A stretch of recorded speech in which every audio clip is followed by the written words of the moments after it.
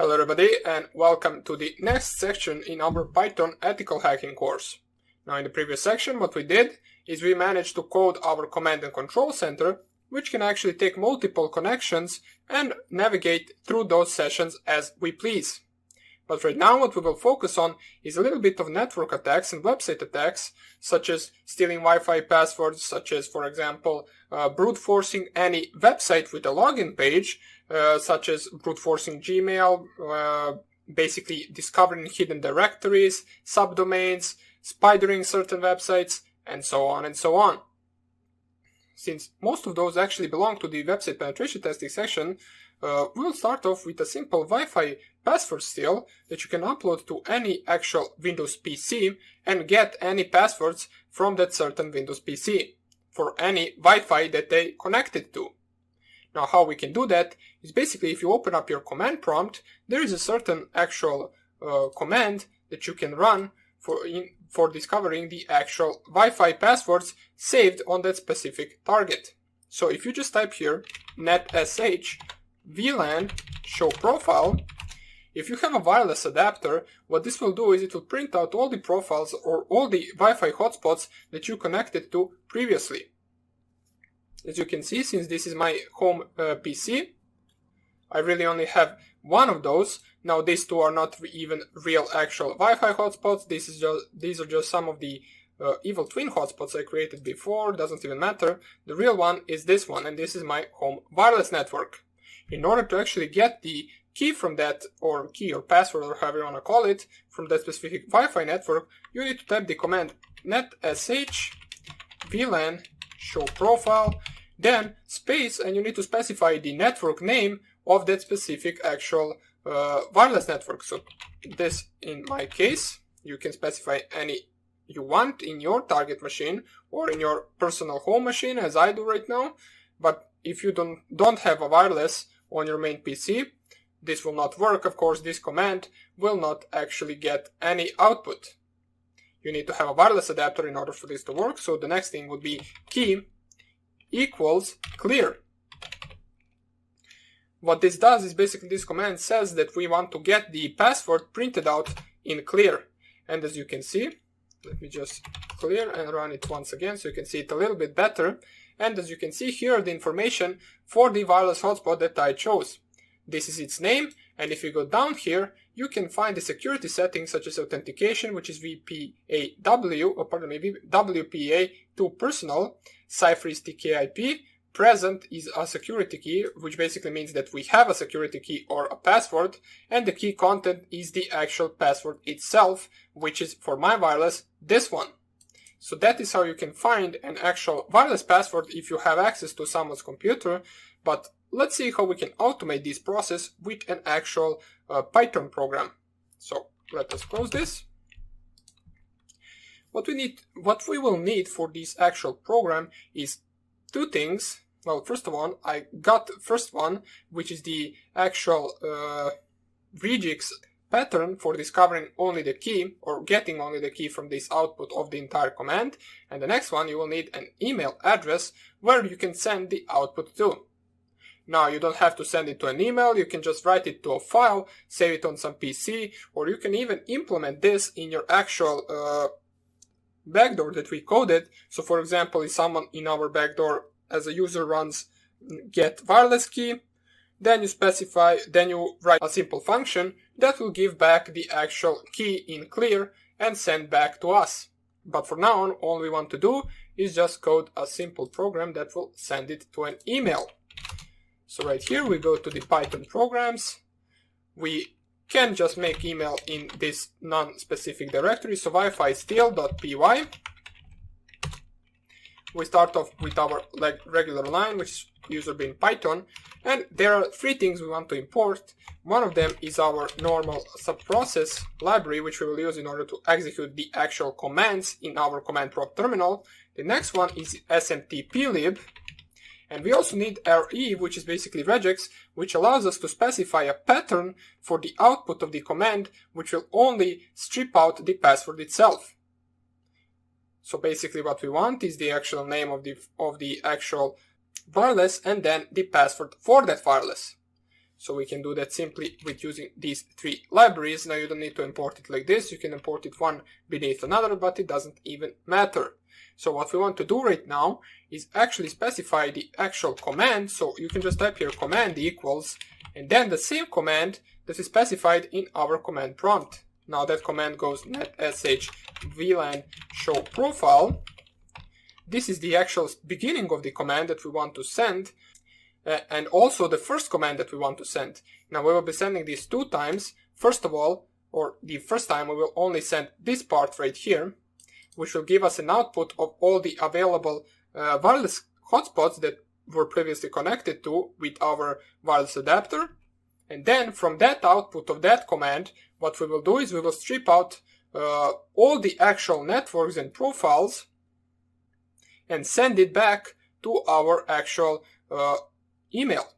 So in order to do that, if you just check out right here, if you open up command prompt once again and type this command, you will see what the output is. So netsh vlan show profile. Oops, profile. netsh. For some reason, it won't find any VLAN profile. Let me just see if I specified everything correctly. Okay, so I will just plug in and unplug my wireless adapter.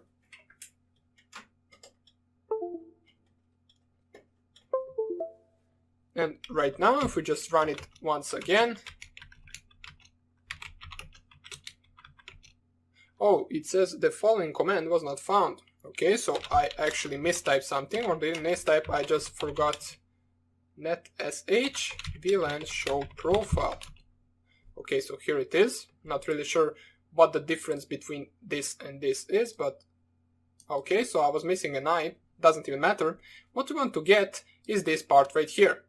So we want to get the actual name of the actual fields right here, so we can use it in a second command that we specify netsh vlan show profile, and then the name, and then key equals clear.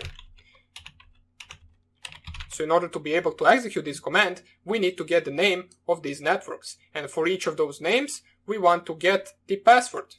So we need to strip out the names, and we will do that with regex. But right after we actually get the networks with the output of this command. So what we will do, we will use subprocess library. So subprocess.check_output. We will run the command and shell equals true. And what this networks variable right here will have is it will have the output of this command, which is just all those profiles with the name of the actual wireless hotspots. And now we want to name to create an actual list which will contain all of those names. So network underscore list equals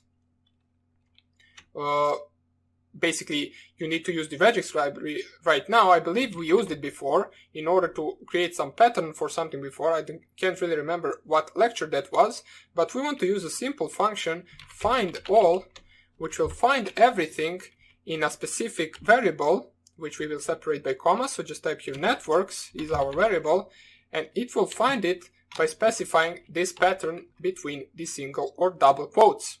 And this is the pattern that we need. So question mark, 2 dots, profile, then backslash, and then s star, and then basically 2 dots, backslash, pardon me, where is my backslash? Okay, so here it is, and then s, close the actual, the bracket, right bracket, and here I forgot to open the actual left bracket, so just like this.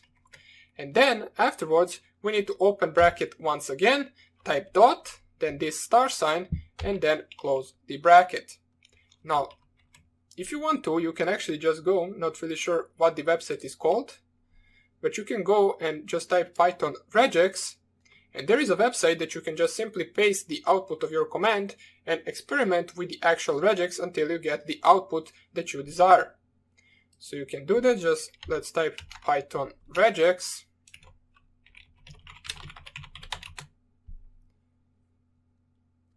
Let's wait for this to actually load, and I believe it will be some of the first websites we will see in just a second. Regular explosion operation. how to, let's go with the first one. Import all, okay, but this is just the actual. Let us go and find where we can actually test it. Wait, here it is, Python regular expression editor. So, okay, so a quick way to test your regular expressions. So, right here, or pardon me, right here, you will specify the output of the actual command. So let's actually find this on my Windows 10 machine, Python regex. We go and find it wherever it is. Or let me just check out what the actual name of this website is. So pytex.org. So let's just go pytex. Hopefully it will find it. Here it is. And right here we can paste the output of this actual command. So let's copy it, Control C, paste it right here. And right now, if you just go right here, let me just close this, we don't need it. And you run this string right here. Let me just lower this so you can see everything. Okay, just like this. And in the regular expression, you type the specified string that we specified right here. Then we want to get the 2 dots, profile. Let me just switch this to English keyboard so I can actually get everything as before. \s, then $sign, then the 2 dots, then \s once again, then closed parentheses, open parentheses once again, dot, and then star, and then close parentheses once again. And here you can see what the actual output or matches are, which are just the names of the actual profiles. And you can see that this will be our list containing these 3 elements right here, and we will send the output for those 3 elements, or for those 3 elements, to the actual email that we specify. So let us go back to our Python. We specify the regex pattern correctly, and all we have to do right now is iterate. So we will just type here output equals and then the empty string, and for the actual network, in a network list _list. So for each network or for each wireless hotspot in this list, what we want to do is first of all run the command to be equal to netsh, not capital N, so netsh plan show profile, then space, make sure to add space right here. So we want to concat this network right now, and then plus, and then open double quotes, space, key equals clear. And this is the command that we want to execute next. So we will just do the one network result will be equal to subprocess.check_output. And let me just go open and close this. And we want to check the output of the command right here. Or if it is easier for you, let's call this command 2 and let's call this command 1. And here we want to check the output of the command 1, and here we're checking the output of the command 2, comma, and then the actual shell equals true as we usually specify right here. And then we want to concat that to the actual final output, so let's call this final output so you can understand everything better. Final underscore output plus equals 1 underscore network underscore result. Okay, and all we have to do right now is either you can choose to write this to a file if you want to save it on the target PC for some reason, or you can actually send this to an email. So in order to send it to an email, it is rather simple. There are just few lines that we need to code. We need to create first of all server. So server will be smtplib.smtp. We will use Google Email Services, so smtp.gmail.com, pardon me, Gmail, and then at the port, we want to select the port 587. We want to start the TLS encryption, so server server.start.tls, open and close brackets, as this is an actual function from the SMTP library. And then you want to log into your email. So server.login. In the brackets here you will specify the email, and here you will specify the password. So basically once you specify the email and the password, which I will do later on, so I don't actually show the email and the actual password, then you want to send this email to yourself.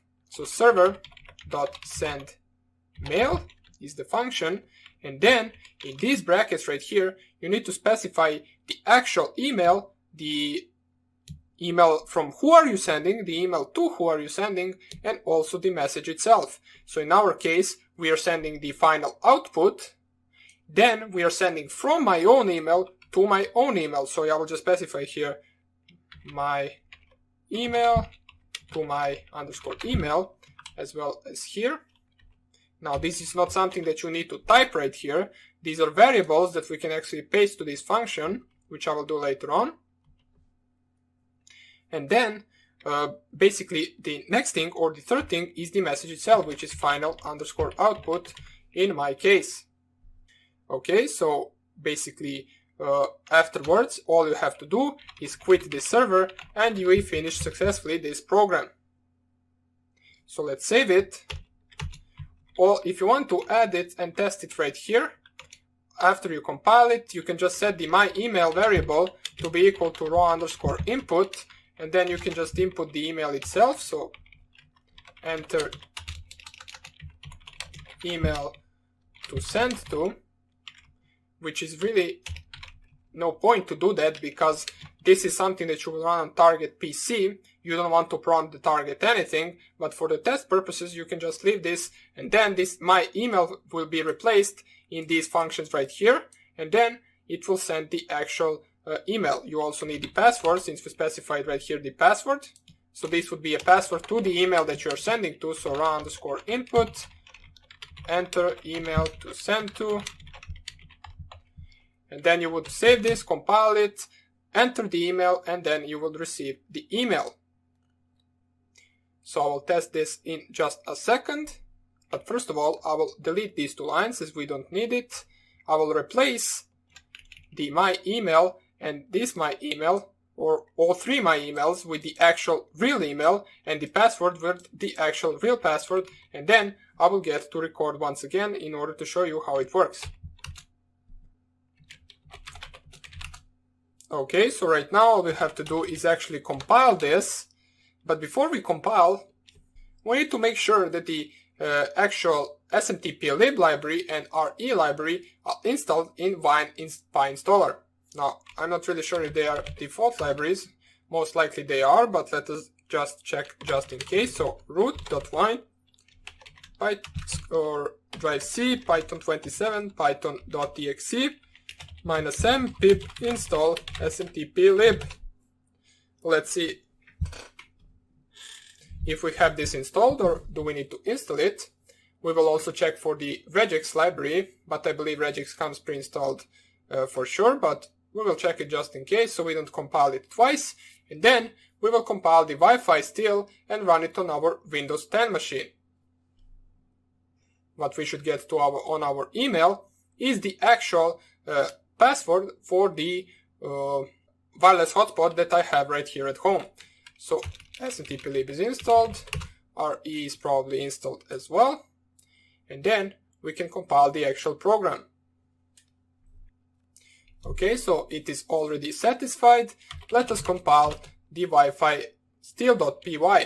So wine, root, wine, drive C, Python 27, scripts, then Python PyInstaller, pardon me, one file, no console, and Wi-Fi still.py. Let's let this compile while we plug in our USB drive. Okay, our USB drive is plugged in. Let's wait for this to finish. It has finished. Go to the disk directory, move Wi-Fi still.exe to media root Kali live. Then we can unplug our USB drive, go on our Windows 10 machine, we can paste it on our actual desktop and we can run this file. And for some reason this has failed to execute. Let us see why.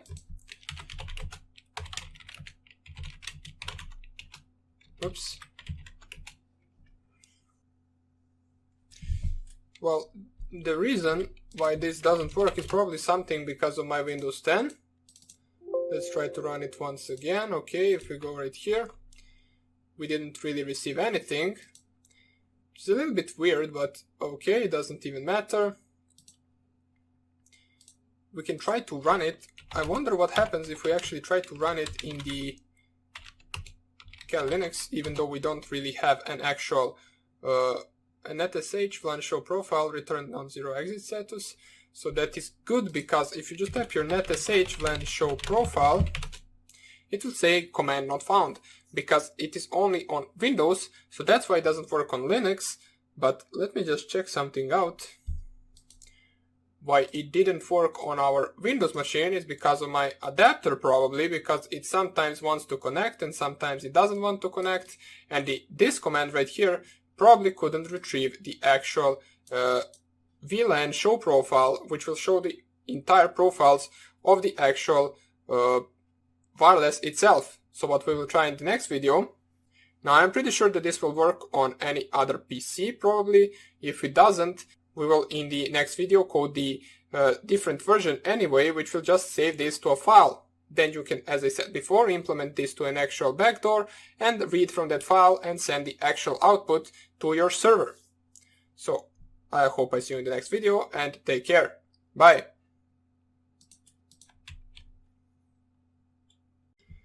Hello everybody, and welcome to the last tutorial of the Wi-Fi program. Now in the previous tutorial we saw that we actually get failed to execute error. Now that is something regarding my PC, I believe, since I don't have any other target to actually scan for. Make sure that if you get the same failed to execute error, make sure that you post somewhere, either in the question section or anywhere, that you get the same error so we can actually get and fix this. Now I couldn't seem to find any error right here. I believe everything is good for now on. Now I just want to show you, before we continue to the next programs, I just want to show you how actually you can write this to a file instead of sending it over the email. So simply we just leave everything the same as before. We have our command 1, which is the netsh VLAN show profile. Everything is the same. We check the output of that command. Then we find all the network names in that output.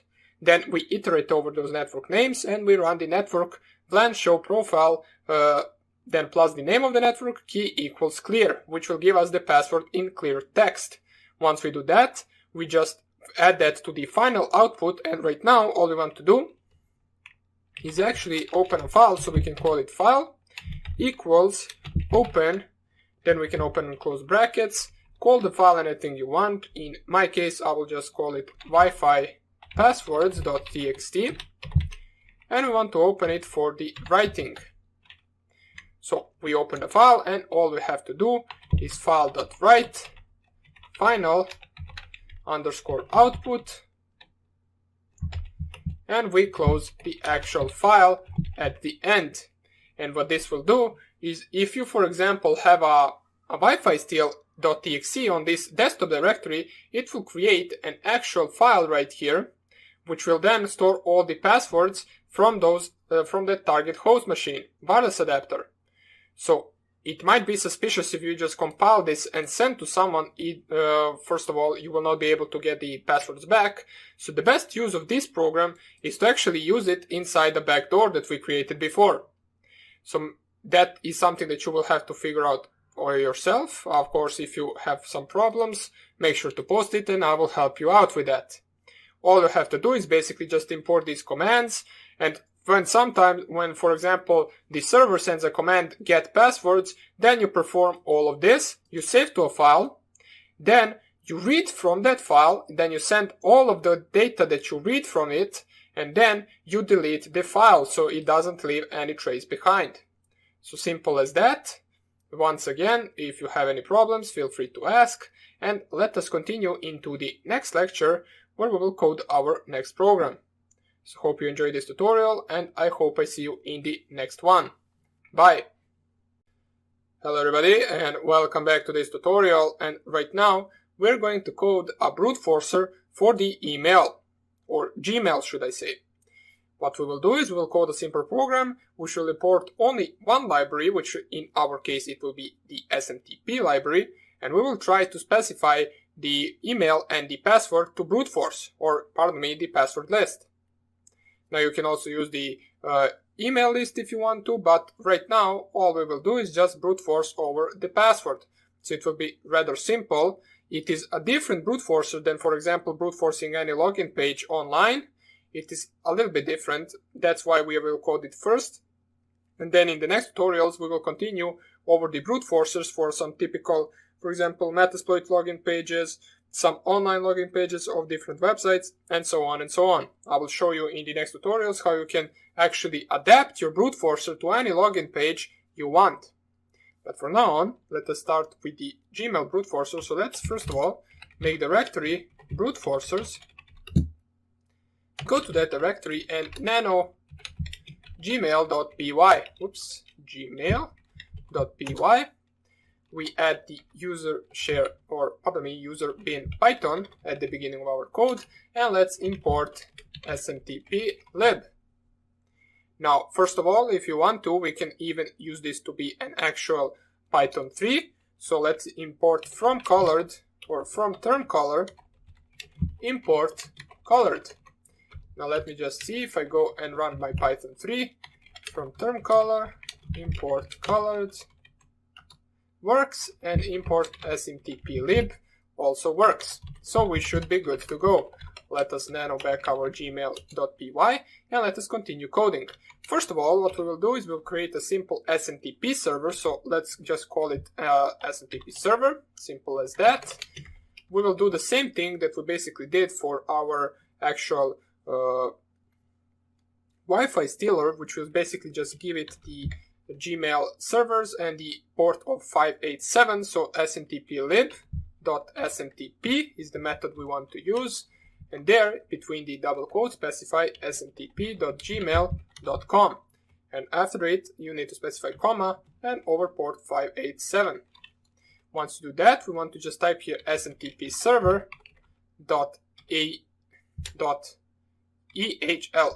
which is a method from the SMTP server library, and we want to start the SMTP server encryption over TLS. So SMTP server.start TLS, also open and close bracket, and this is our setting up of our SMTP server. What we will use instead of these functions is also the login function, and we will try and accept with a rule that will give us back the SMTP authentication error, from which we can actually find out whether we logged in successfully or we didn't. But before we do that, let us actually specify the password list and the actual username list, or username as an email. So we will have a variable called user, which we will use input for the actual user of this program to input the actual email. And we are using input and not raw underscore input because we are using Python 3 at the moment. Then in between the brackets we can specify something like this, or with a star. The plus sign will be once we actually find the password. So enter targets email address. Then we close the double quotes, we close the bracket. Oops, we already have the brackets closed. And now we want to actually specify the path to a file. So passwd file equals input. We will prompt the user to actually paste the input path to that password file. So enter the path to the password file. There we will specify the path, or just the name of the file itself in case it is in the same directory, and all we want to do is open that file for reading. So passwd file equals open underscore file, or we can actually just, maybe you will confuse it if we name it the same. What we will do is we will do something like this. So we'll just name it file equals passwd file, then we open it up for reading, of course, close the double quotes, close the brackets, and now we want to type here for each password, so, oops, in this file, so in file, what we want to do is we will try to perform the smtp server.login function. It is an inbuilt function in the SMTP library, so all we have to do is just use it, and we will use it in the try and except rule. So try, what we will try is SMTP server, or SMTP server, and then dot login, and in here we will specify the user and the actual password. Now make sure that if you have a password list, you need to perform the password equals password dot strip, and what we want to do is we want to strip this from the new line character, which will be \n, and then we enter the triangle of login. In case this does work, we will just print colored, and here plus, so plus password found, and then %s, since we are going to parse a string to this from the password. And then comma, and we need to specify the color, which will be green in this case. We close one bracket, we close second bracket, and then we actually break out of this loop. The next thing we want to do is in the except rule, we want to use except smtp lib dot smtp authentication, error, then 2 dots. In case we get this error, all we want to do is just print wrong password, since we didn't manage to actually connect to the target. So just print right here, colored, with the minus in square brackets, wrong password, and then we can add the password just like this.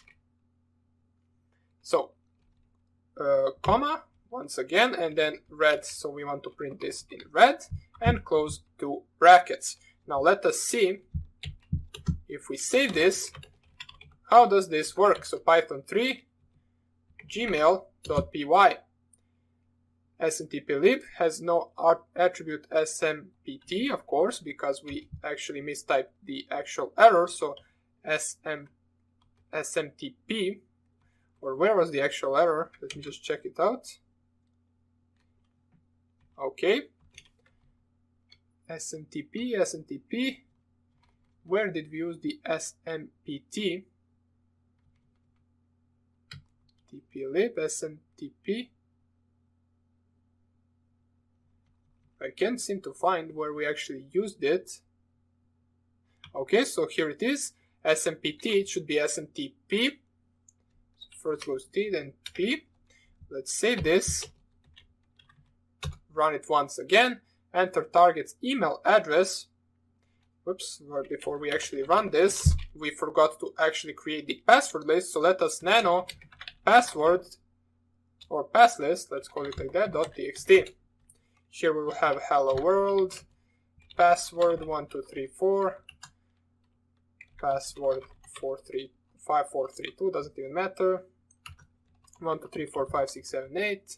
Then we can have, for example, the real password, which is test 1234 and then exclamation mark, which is the actual fake password that I put for this email for the actual demonstration purposes. Then afterwards we can add another more, so for example volcano, football, and doesn't even matter, so on and so on. Now of course you would use a real password list and not this one. And right now let us run this, enter target's email address, which is Windows 32, then the W, and then this @gmail.com, enter the path to the password file. Now right here you would specify a full path to the password file if it is not in the same directory. Since it is for us, we just specify the name of the file, so passlist.txt. We can see wrong password, wrong password, wrong password, and it finds out the password and it prints it out. It says password found, test 1234, exclamation mark, in actual green. So our Gmail brute forcer works really well. We can brute force passwords to the email accounts with this, even though you shouldn't do it without any permission. I need to repeat it once again. And what we will do in the next videos is we will code some of the brute forces for the actual login pages online. So hope you enjoyed this tutorial, and I hope I see you in the next one. Bye! Hello everybody, and welcome back to this tutorial. And what we did in the previous tutorial is we saw an example of a program that can brute force a Gmail. Right now what we want to do is create a simple program that will be able to brute force any website we want. What we will do is we will code a program that will take the actual data that we will deliver to the page itself in a dictionary.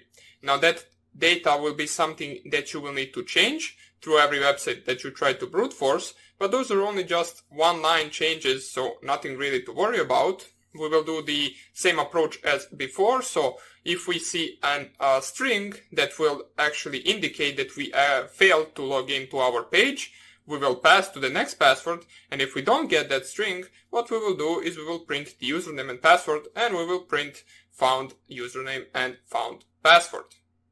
Now, in order to test this, since you can't really brute force with a lot of passwords our real websites, we need our own website or our own login page that we can test this on. So what you want to do is start up your Metasploitable. So here is mine. I will just start it up right here. And what Metasploitable has is it comes with the damn vulnerable web application where it actually asks you to log in before you can use it. What we will try to do is we will try to simply just brute force that login application. Since we already know the real credentials for that, and since that is not a real website, we can actually test our brute forcer on that. So open up your Metasploitable, open up your terminal, let us navigate through our directory. Let me just enlarge this one time. So here it is. cd python programs, and we want to go to the brute forces currently. So we have our gmail.py, we have our passlist.txt. Right now what we want to do is nano brute forcer, however you want to call it, .py. Okay, so right here let us type hash and exclamation mark and then user/bin/python, and we'll just stop right here in order to log into our Metasploitable right here. So msfadmin, and msfadmin is the username and password as before. And what you want to do is first of all check the actual IP address of your Metasploitable and navigate to that IP address on your Firefox or Google Chrome. So right here I have Metasploitable 192.168.1.5, and you should see this page once you open it up.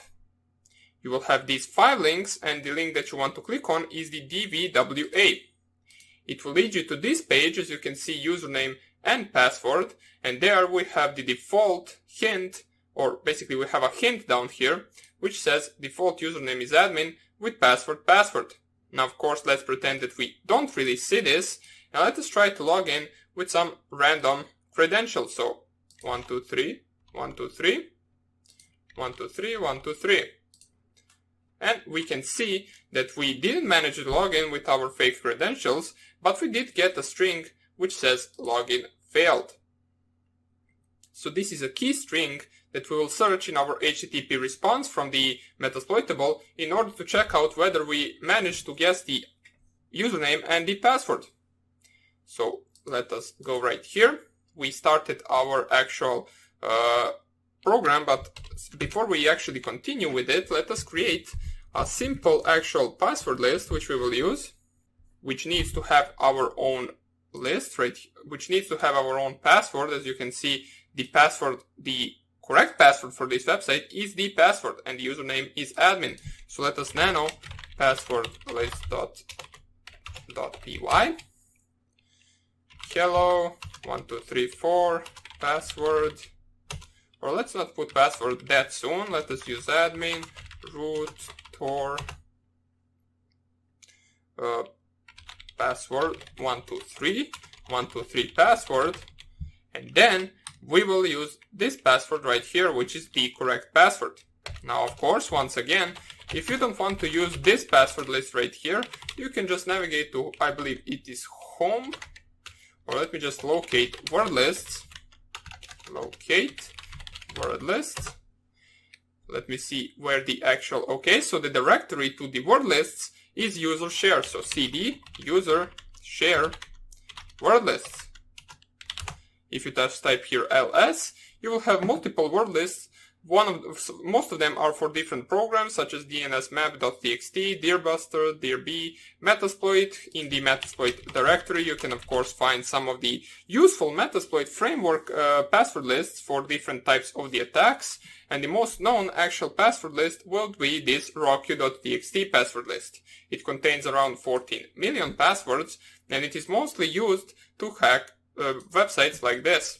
Now this is of course once again not a real website, so it really doesn't matter which password list we use, but in a real life attack you would want to use a password list similar to this, since this password list was created from gathering passwords from hacked accounts. So let us go back to our root Python programs, brute forcers, and first of all, let me just nano my password.py, okay. Wait, why did I call it password.py? It should be .txt, so txt, yes, save under different name. And what is the name of our program? Okay, so it is brute forcer. Let us start up our program one more time, and right now we need to import two libraries in order to perform this. Now, first library would be the requests library, which we will need in order to actually send and receive the actual HTTP response and HTTP request. Now, before we do this, let us actually imagine and see what we need to do in order to be able to code this. So let's navigate to the page that we want to brute force, and this step is the same for every page that you encounter, whether it is a page on Metasploit framework, or pardon me, on Metasploitable, or any real-life page that has this similar login username and password. So let us refresh, so we get the real page right here.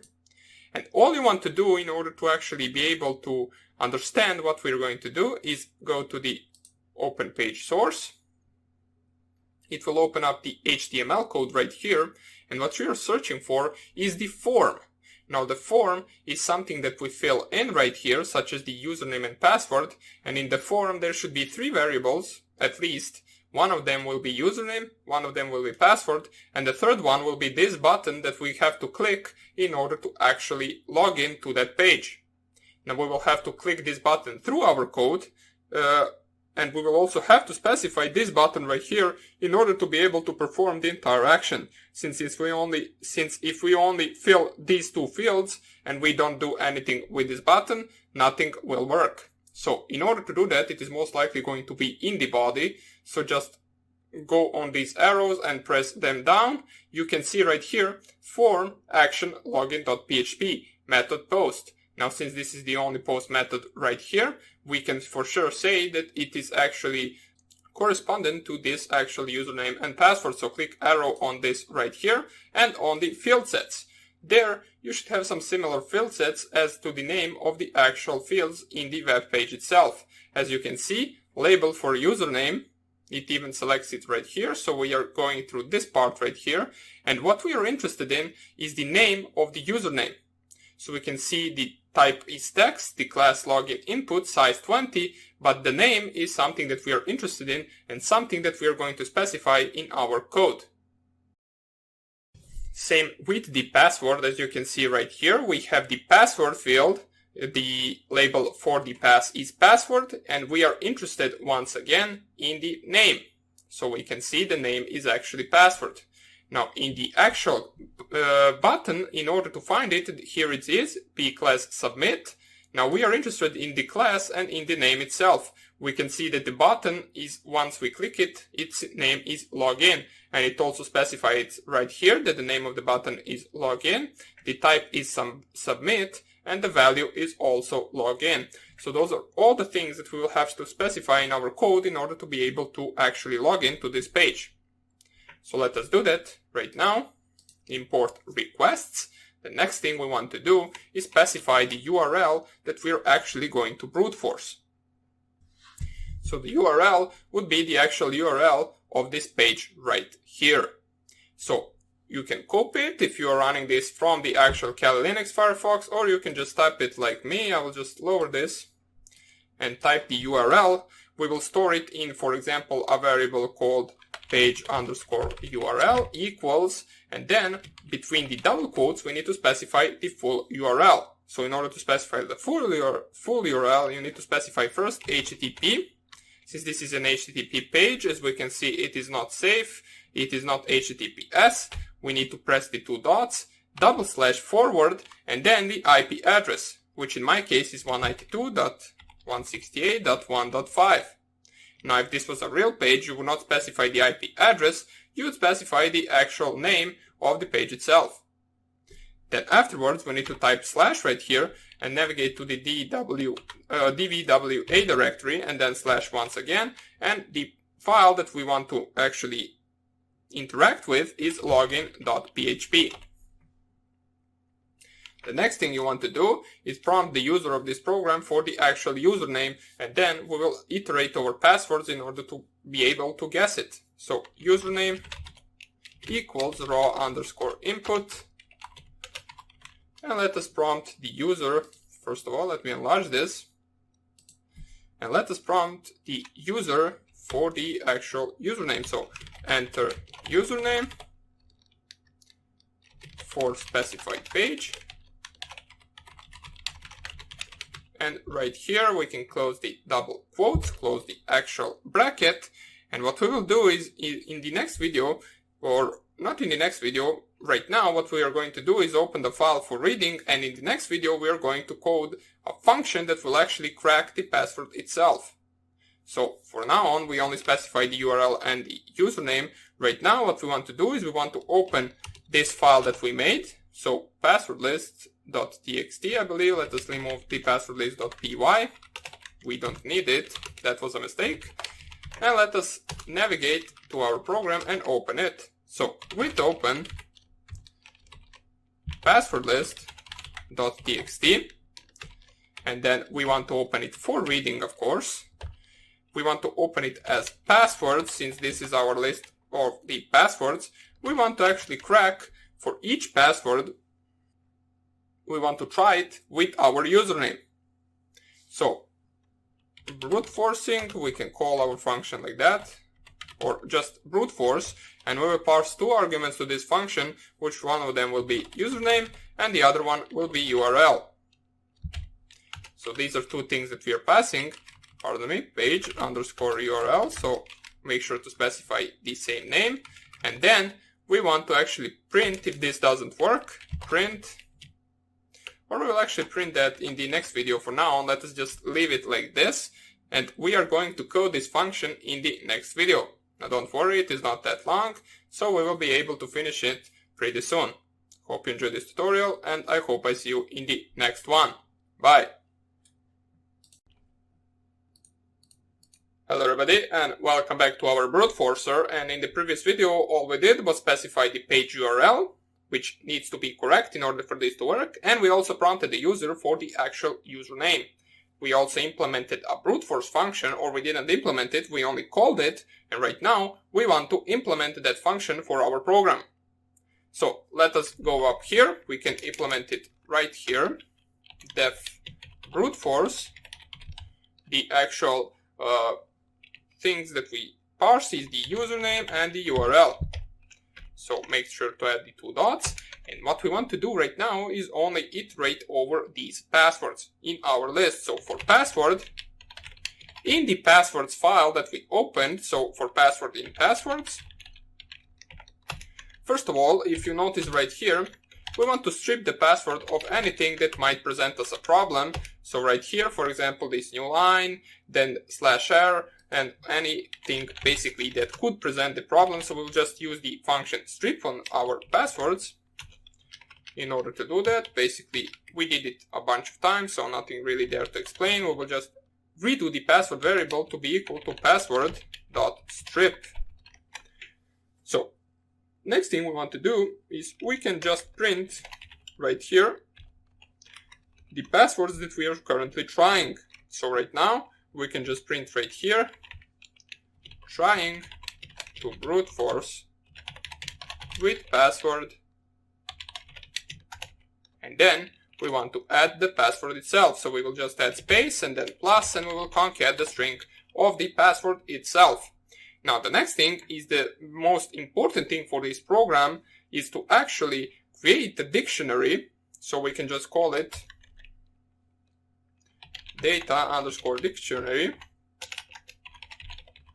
So you can call it anything you want. And dictionary is basically referred to with these curly brackets right here. So it is not the same for the list, or it is not the same for the normal brackets. This is how we can create a dictionary. Now what dictionary will take is the key and the value, and I will just show you once again. As we saw in the previous video, we are interested in these usernames and passwords, or basically name fields, for our input fields on the page itself. We are also interested in the name for the actual submit button, which is this login button right here. So we need to parse all of that to our actual brute forcer, or our actual dictionary. So let us do that right here. I'll just lower it so we can see both of these screens. We can see the HTML code, and we can also see the Kali Linux. So right here, first of all, let us parse the actual usernames, since that is what comes first. We know that the name field of the username field is just same username, so just specify right here username.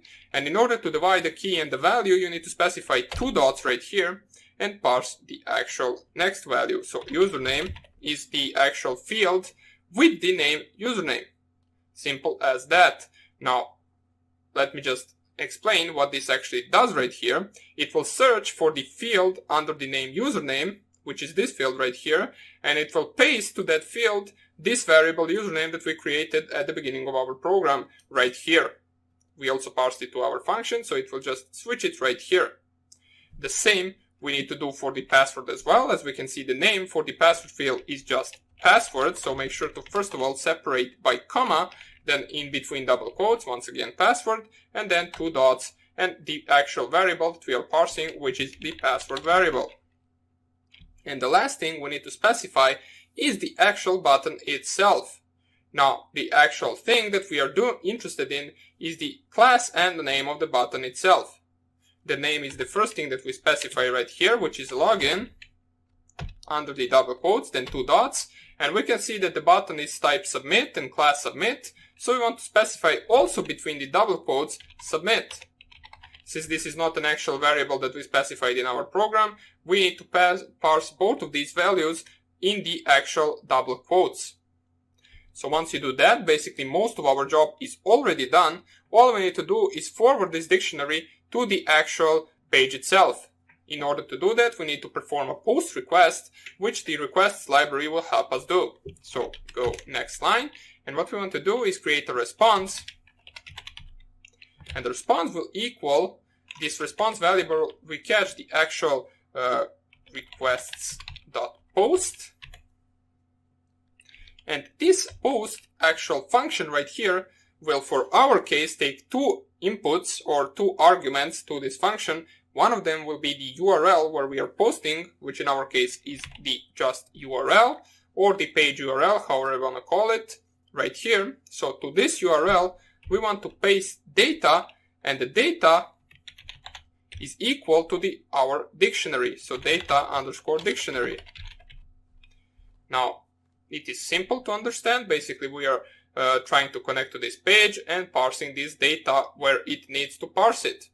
It is simple as that. The Python basically does most of the things for us. All we have to do is specify these 2 lines, and these 2 lines are something that will change for every page you actually brute force. Or not really these 2, actually only this line is something that you want to change if you want to brute force a different page. Everything else can be the same. Of course, you need to also change the link itself, but that is common sense. So what we want to do right now is check for the actual response once the username and password is incorrect. So you can see, once we tried in the previous video, we get this login failed string printed to the screen. Now we will use that string in order to be able to actually realize once we got the password right and once we got the password wrong. So in order to do that, we can just type here if, and then the string of login failed. Now make sure to specify the same letters, otherwise this will not work, so it has to be the same. The best thing to do is to copy and paste it. And then if login failed is in the response variable .content. Now this actual response variable will take an actual element of the content and it will check whether this string right here is in this content of our response. We sent a post request and we are checking back the response. If it is there, all we want to do is pass to the next password.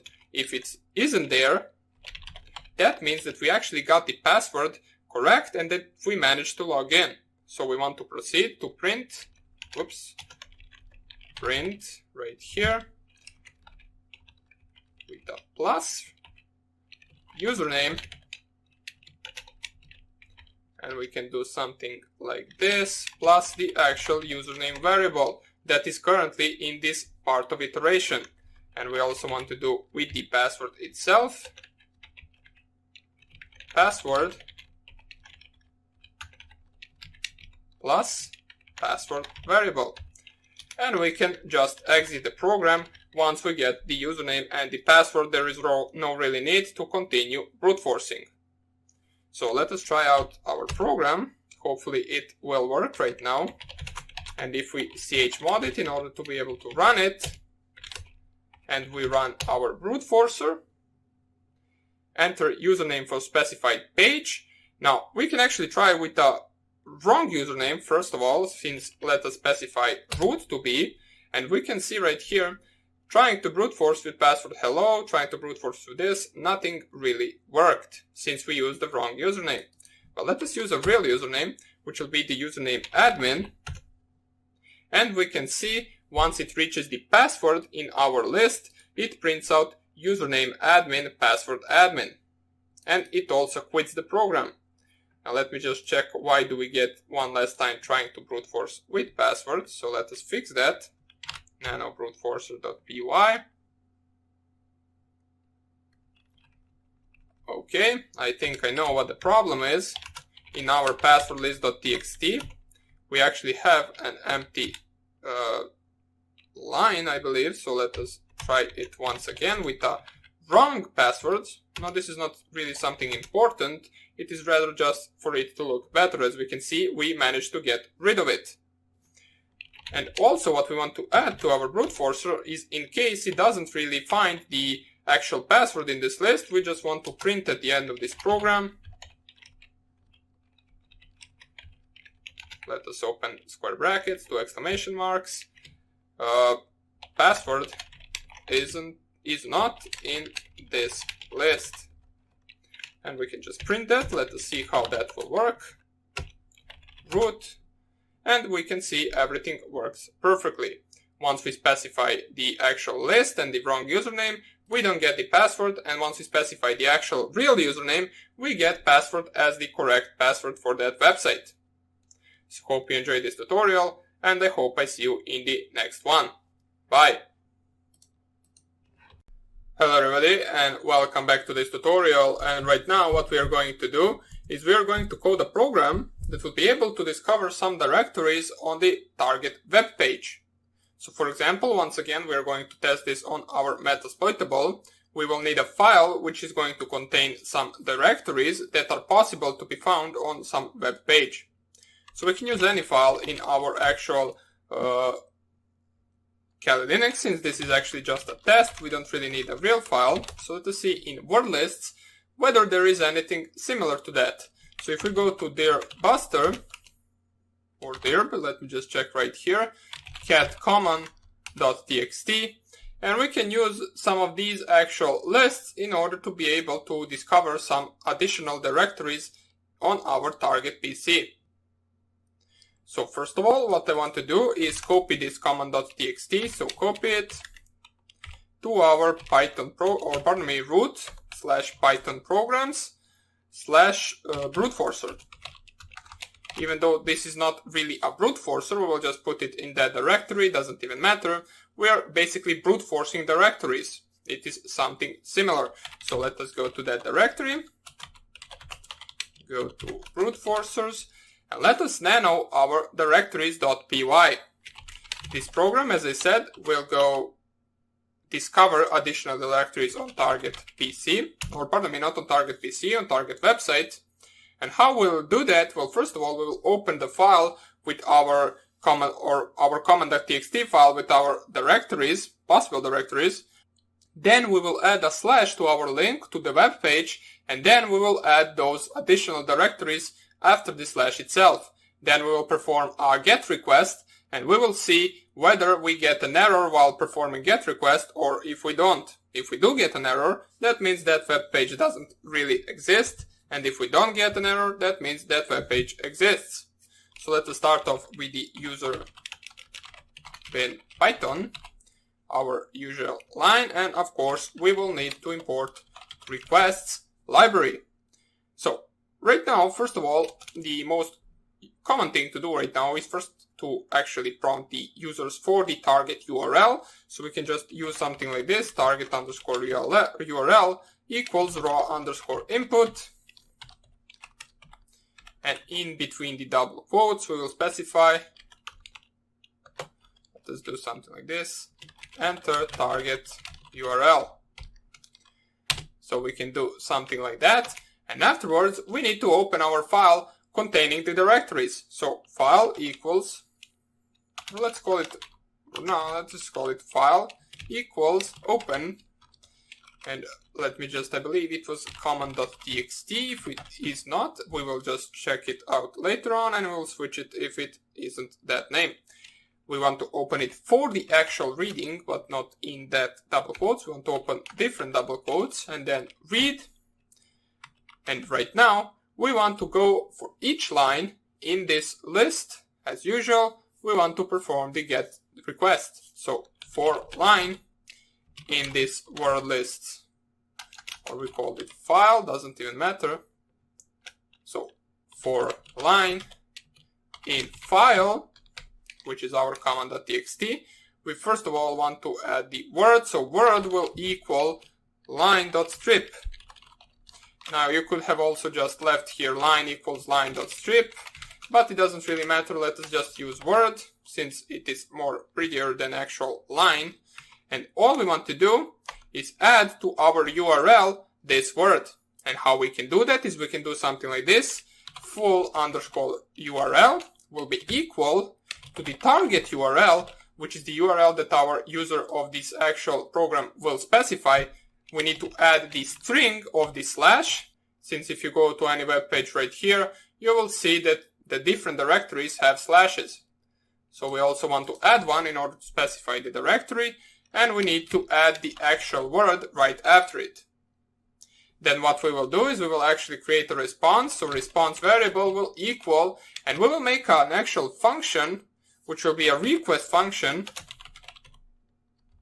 to the specified URL, so to the target underscore URL, or pardon me, we specify the full URL, so we are no longer parsing the actual target URL. We need to specify the full URL right now, and this function is something that we will code in the next video.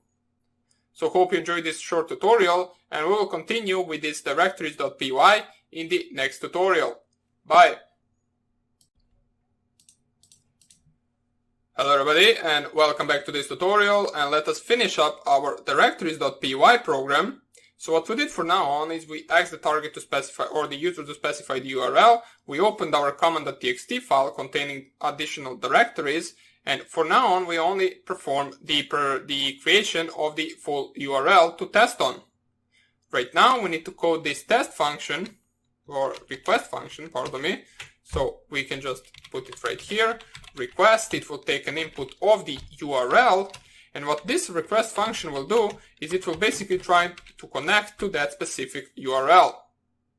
So it will try to actually requests.get, so we'll perform a GET request onto this URL specified in the actual function itself. But before we parse the URL, we need to also add the HTTP. So I will just show you right here, just specify it like this, HTTP, // and then close double quotes, and then plus the URL. Now the reason behind this is basically, for example, if user just copies this part right here, which doesn't contain HTTP, it will not be able to actually connect to that web server. So what we need to do is either the user of this program needs to specify in the raw input function the full URL with the HTTP 2 dots and 2 slashes, or if they specify just this link right here, we need to add the HTTP ourselves to that code. So we will try this and we will accept if we get the error, so requests, and we will use the connection error. So if connection error appears, that means we weren't able to connect, which means that directory doesn't exist on the specified target. So exceptions dot connection error. And we will just pass in that case. We don't want to do anything else. And from this function, we actually want to return this, because we actually specified that the variable right here equals to this function from the specified URL. So we want to return the result or the response to the actual response function. And if this response function has something, so if response, then we want to print discover directory with the actual word that we specified right here. Now, why are we typing right here if response? Well, basically, if this doesn't work, this part right here, it will go to the accept and it will pass, which means nothing will be returned from this function to the actual response. So response will be actually containing nothing. So if response has something, then we print this. That's why we specify it like this. So print plus right here, and then discovered directory at this link, and then we can close the double quotes and plus the actual full underscore URL, which will be the URL containing the specified URL and also the added word. So right now let us test out this program. This is basically the entire program. So save this, close it right here. Let us chmod it. So chmod directories.py, and we want to run the directories.py. Enter target URL. So since we have specified in the program to already have the HTTP, right now all we want to add is 192.168.1.5 and then slash, and let's see what we can use. We can use basically, for example, this part right here, which is mutilde. I believe that is how you pronounce it, not really sure. So mutilde. Is that how you even actually type it? Let us check out. Okay, so we are missing a Y, not a Y, an I. So let us go right here. And that should be the URL. So let us press enter right here. Discover directory, this link. So we are discovering some additional directories. You can see classes, credits, documentation, footer, header, images, includes, installation, and bunch of others as well. So these are all the directories that actually exist. If we want to try out, we can just simply use these images, and let us go right here and just type images, and let's see where it leads us. And you can see it leads us on a specific directory containing different images on the Metasploit framework or on the Metasploitable machine. So we can also check something out right here. We can see the robots.txt, so we can just go right there and check if that one exists. Robots.txt, press enter, and you can see right here that the robots.txt file exists on our Metasploitable. So our program works well. We managed to code it to discover different directories. So let us just try on a different target before we actually quit. So let us go to, for example, let's not go right here. We can go to dvwa. So let us try with that one, directories.py, 192.168.1.5, dvwa. Press here enter, and we can see we already discovered one directory and two more. So it works for that directory as well. Any website you actually specify right here will find other directories that might actually be interesting to you, such as, for example, these passwords right here. So we will check that out in just a second. We can see there is a passwords directory on our Metasploitable, and we can go right here in order to check it out. It is in the previous scan, so let us go right here and add passwords. accounts.txt file is something that we found, and you can see we actually managed to find something interesting on our Metasploitable. You have some address, some password, and some different strings right here, some different accounts also containing different usernames and different passwords. So that would be about it for our directories.py. Hope you enjoyed it, and I hope I see you in the next tutorial where we will continue coding. Bye! Hello everybody, and welcome back to this section. And in the previous video we saw how we can actually create a program and use it in order to discover some hidden directories that we might find interesting. We saw on our Metasploitable a directory called passwords.txt where we actually managed to find some of the passwords. Now of course that directory is purposely made in order for you to test programs like this and find it. On the real websites it is not likely that you will encounter something so significant to the attacker as a password list, but you never know. Also, you might find some valuable information, such as some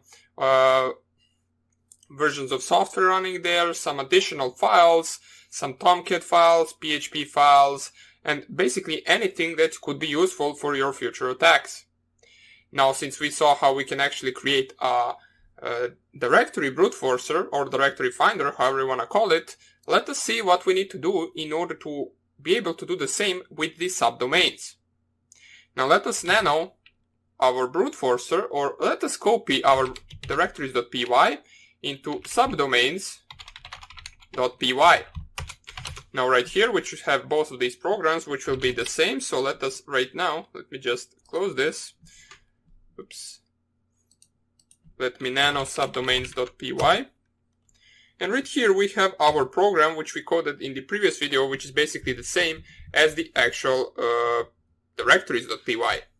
So what we have to do right now is change just a few things in order to get this to be a simple subdomains finder. So actually there is only one thing that we need to change, I believe. It is this part right here.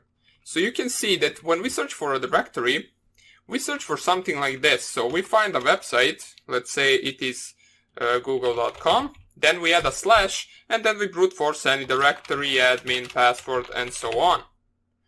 But right now what we're going to do is we're going to use google.com, for example, and we're searching for a subdomain which can be, for example, a country, so for example us.google.com or something like that. So what a subdomain is this prefix to the actual website right here.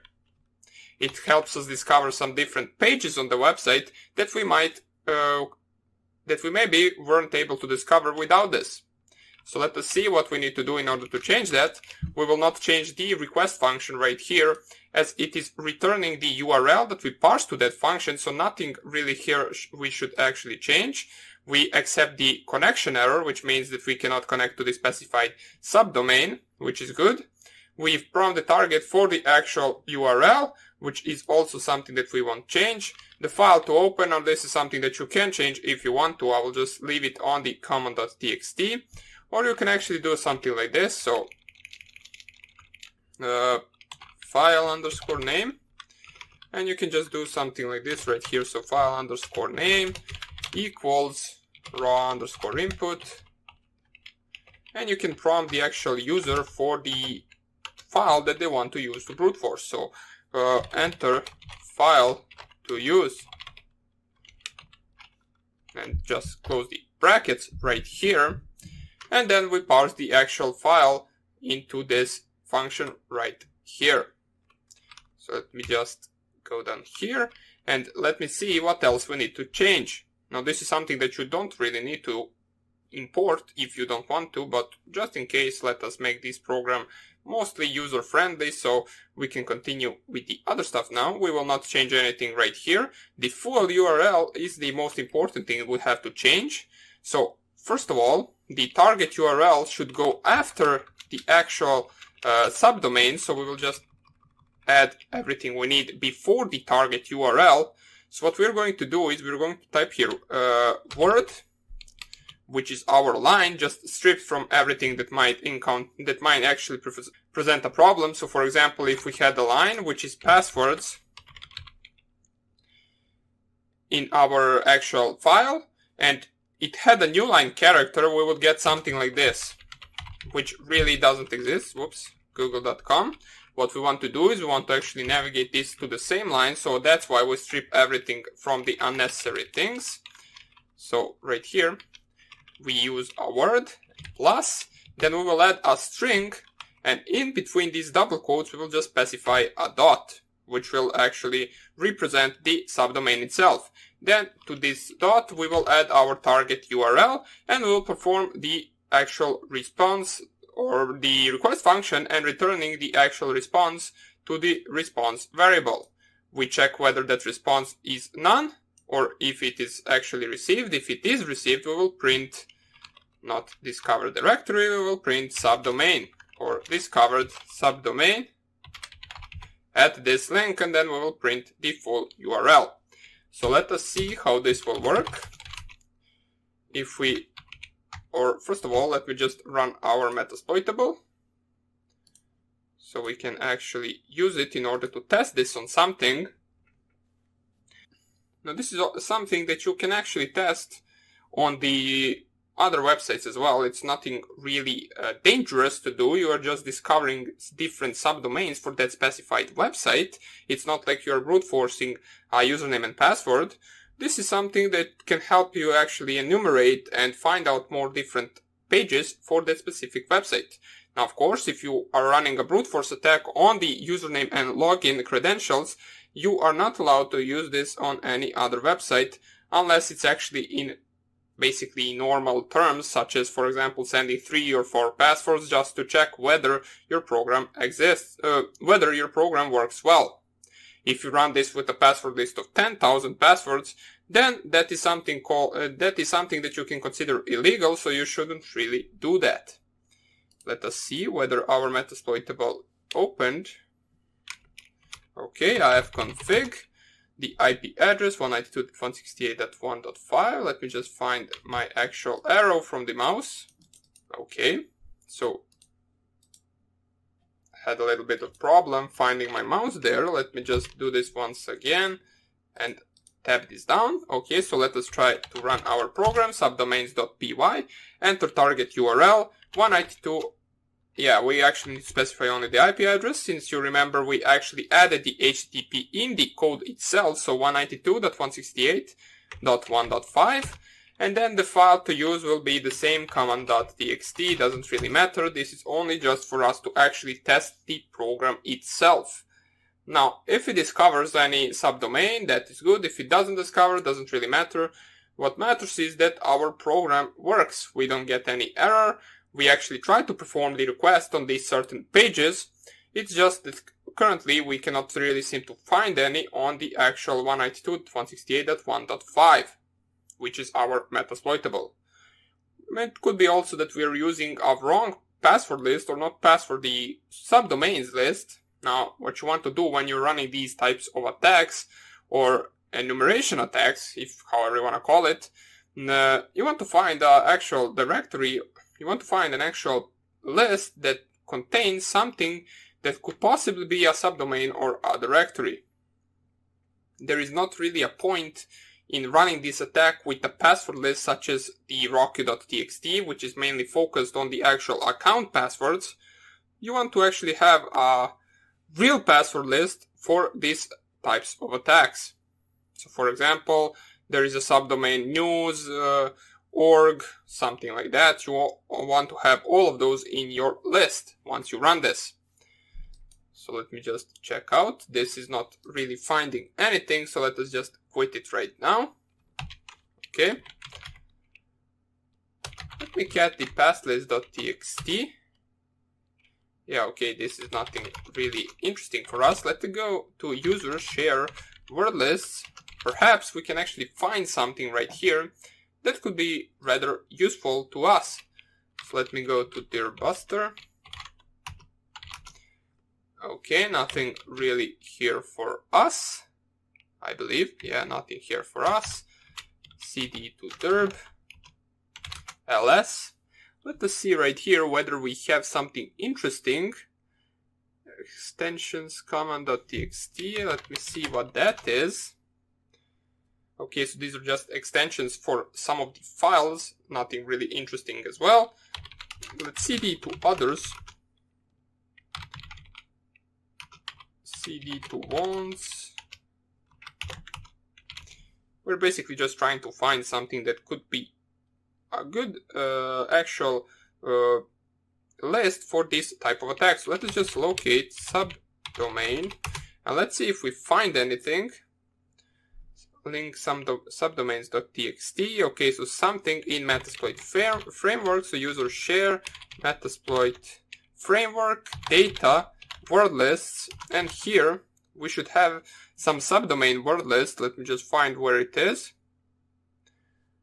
We saw it in the locate function, so let's just grab ls and then grab subdomain. And here is our list. So let us cat the actual list just to see what it has. Well, okay. Oh, it's a link subdomains.txt and nothing really useful for us there as well. So subdomain. Let me see whether there is something else instead of this actual list that we have right here. Yeah, okay, so there really isn't. Maybe even there is, it's just not called like this. It doesn't even matter. Basically, you can use any password list you want, whether it is made for the subdomains or not. For now on, we will just skip to the next tutorial. Not really, there's no really point in actually continuing to find a password list. What matters is that our program works and you can use it for your own needs. So hope you enjoyed this tutorial and I hope I see you in the next one. Bye! Hello everybody and welcome back to this section, and right now what we're going to do is I'm going to show you how you can use requests library in order to change some of your headers in your actual HTTP request. So for example, we know that when we send the HTTP request, we actually send a few different things such as the actual IP address, the user agent, the encoding, the data, everything you send within that request. And some of those things or different fields that you're sending with the HTTP request also send your information, such as, for example, the user agent. Now, the user agent sends the information about you, your browser, your PC, basically, and it sends it back to the server, and then the server can actually see from where, or not from where, or basically from what you are sending your request.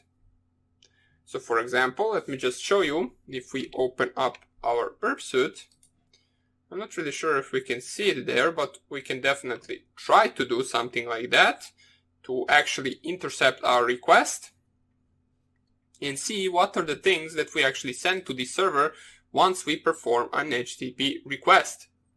So right here, okay, I accept, doesn't even matter. Burp suite is basically an actual program that comes in the Kali Linux and with which you can actually intercept the HTTP requests and HTTP replies. Now the burp suite actually has to have a certificate in your Firefox, so make sure to do that before actually trying to intercept the requests with this tool. There are a bunch of other tutorials on YouTube on how to do that, so that is not really something that we will cover. All you want to do after you configure it with your Firefox is turn the intercept off in order so you can actually load the pages themselves. Because if your intercept is on in this tool, that means it will just skip, or not skip, it will just pause at every packet you try to send and receive, and it will not load the page until you forward that packet manually. So right here, let us go, for example, to our 192.168.1.5, which is our Metasploitable. Let me just go right here before we actually do any of that, since in preferences, I need to set our burp suite. Okay, never mind. In this tool, it is not set. We will just not use burp suite at this moment. So what we want to do right now is actually open up our Python interpreter. there really isn't a point to use a program at the moment. And first of all, we want to import the requests library, which will allow us to send the actual requests themselves, just as in the previous videos. And the first thing you want to do is actually navigate to this website right here. Let me just go right here, open up my Firefox, and there is a website called http://bin.org/headers. Not really sure if it still exists, but we can try to do it. So, http://bin.org/headers. And this website, what this website will basically do is it will show you how your request looks like. So you can see right here, you can either check the headers themselves like this, the request and the response header, the raw data, and you can also check it in the JSON format if you like. Now, you can see the requests header has some different fields, as I said, such as encoding, host, user agent, and this user agent field basically sends the information about us. As you can see, Mozilla Firefox, Linux x86, this is all information about our Kali Linux machine that is going to the server with our request headers. If you want to, for example, change just this field and send to the server as if you're connecting from some different device or something, anything you basically want to specify, you can do that with the Python library. So let us go right here. First of all, close this, import requests. And what you want to do is use a variable, or not a variable, in this case it will be a dictionary, because we want to specify dictionary the same as in our brute forcer. We want to call the dictionary my headers. So this will be our header fields, which will contain the key and the value of different fields. So first of all, we will specify the field between the quotes. So the field name is user-agent. So that is the field name that we actually want to change. And the reason why we're changing this is because this is the only actual field that sends our information. Now, in order to specify or to separate the key from the value, we just type here 2 dots. And then again, between the quotes, we specify the actual value we want to add to this field right here. So the value that we want to add will be basically anything you want. So for example, let's pretend that we are iPhone 6. So just type here iPhone 6, press enter, and we created a dictionary that has a value of iPhone 6 in the field user agent.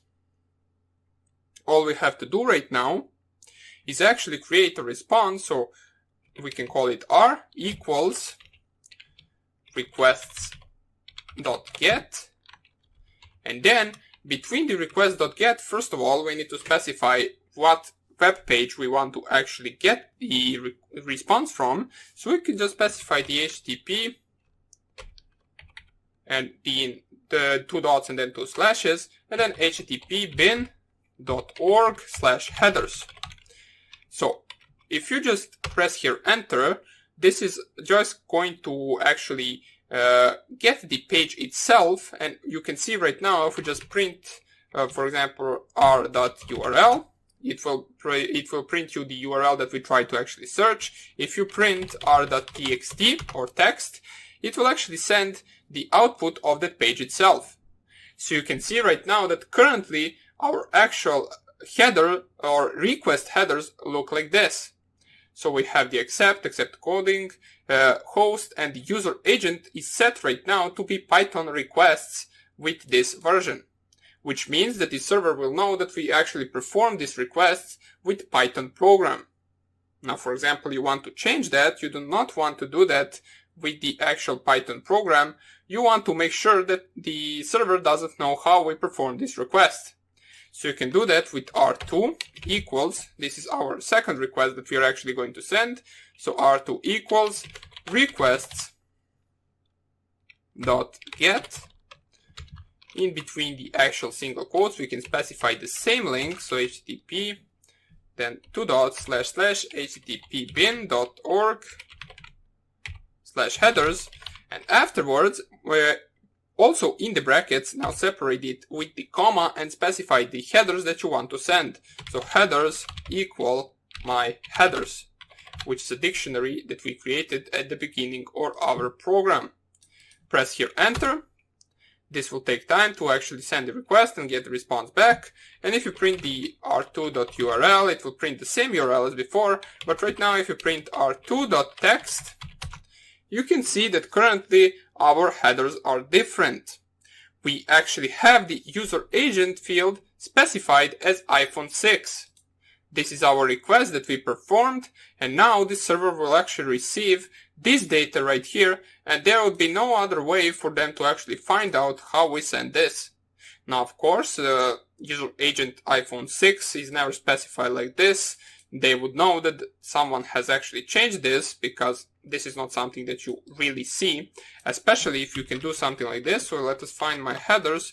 You can just type here iPhone 12 and basically perform the actual same request right here. And if I print r2.text, they would think that the actual request came from the iPhone 12, which didn't even come out yet. Now, maybe in future, if you watch this, there is an iPhone 12, but currently there really isn't. So this is something that you can actually change to anything you want. For example, let's set my headers variable. Let's also set a different field. So the field can be something like this. Let us see whether this will work. So comma, then we specify host, 2 dots, and for example, google.com. Let's see whether this right now will work. If we try to search for the same website, print r2.text, and you can see that right now it appears as if the host is google.com, even though we search for this website right here. Which can be a little bit strange, but that is something that Python library or Python request library allows us to do. Now, you don't need to use this website, just this website is useful to practice this because it actually shows you your requests. If you, for example, wanted to load the actual Metasploitable website or Metasploitable web page, which is on our IP address of 192.168.1.5, you can do that with r3 equals requests.get, or let us just change this to r3 because we don't want to type everything once again, and we can just print here r3.text. And you can see right here, let me just check it out. Okay, yeah, we didn't really change the actual website that we are searching for. So delete this up to the 2 slashes and then 192.168.1.5. Press here enter, it will perform its get request. It will take just a few seconds. And after it finishes, we will just print the r3.text to see what we get from there. Now, of course, in that actual field, you will not be getting these headers anymore. You will be getting the actual contents of the page. So r3.text is actually the contents of the page itself that you use to load. Now, the reason why we are here getting printed the actual headers is because the actual contents of this page that we try to load are our headers. It is used to test this program, or not this program, basically any program that actually interferes with the headers themselves. So for some reason this is taking a little bit of time. Let us see why is that. We can actually just try to search for a different website. Or let us actually go to our Python program. So Python programs, brute forcers, nano, iPhone 6.py. So we can just call it anything we want. User bin Python. Let us just import requests real quick. Requests. And then what we want to do is create my headers once again. We will set that to be equal to our iPhone. So open and close these weird brackets. Not really sure how to call them. User-agent.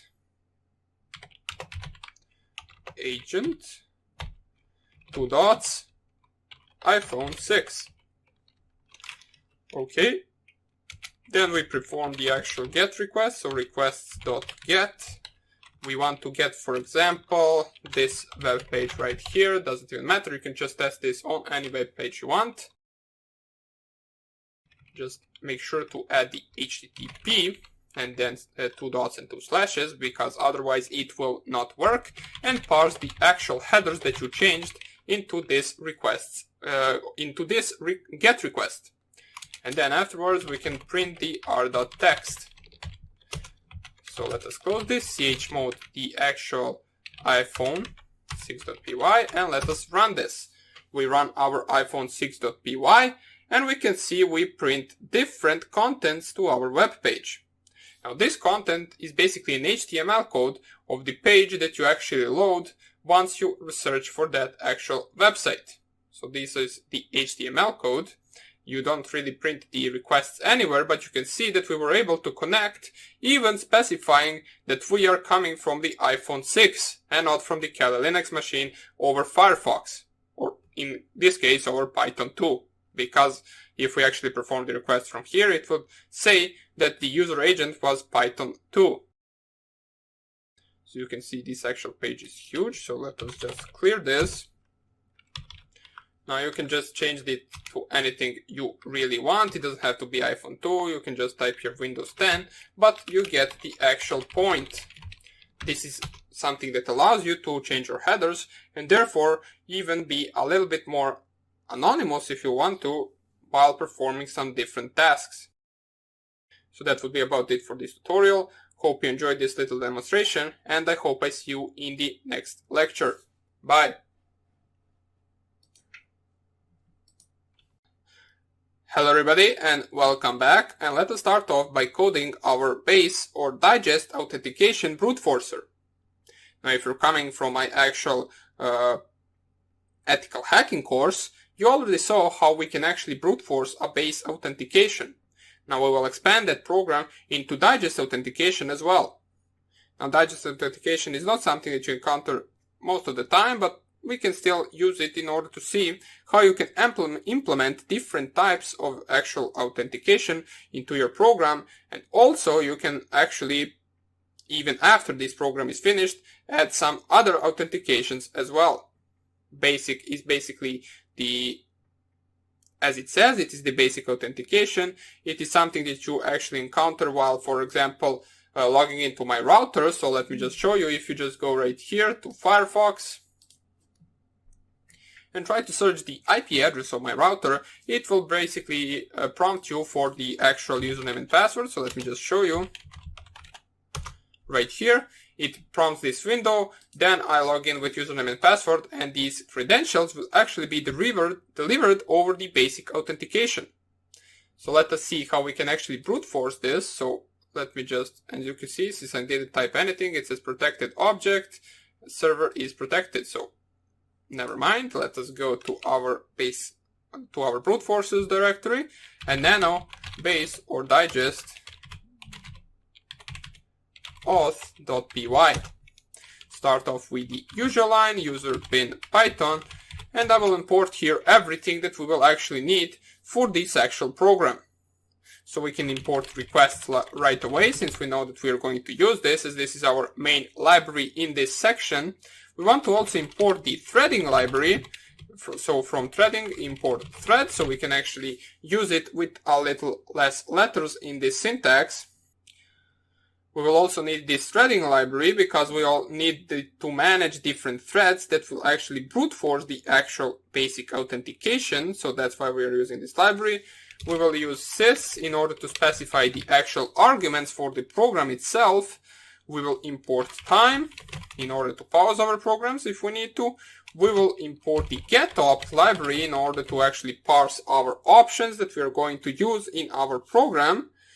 And also, we want to import something new, which is from requests.auth import http digest auth. So let me just see before I actually import this. Let me see whether we can actually import it in the Python tool. So from requests.auth import http digest auth.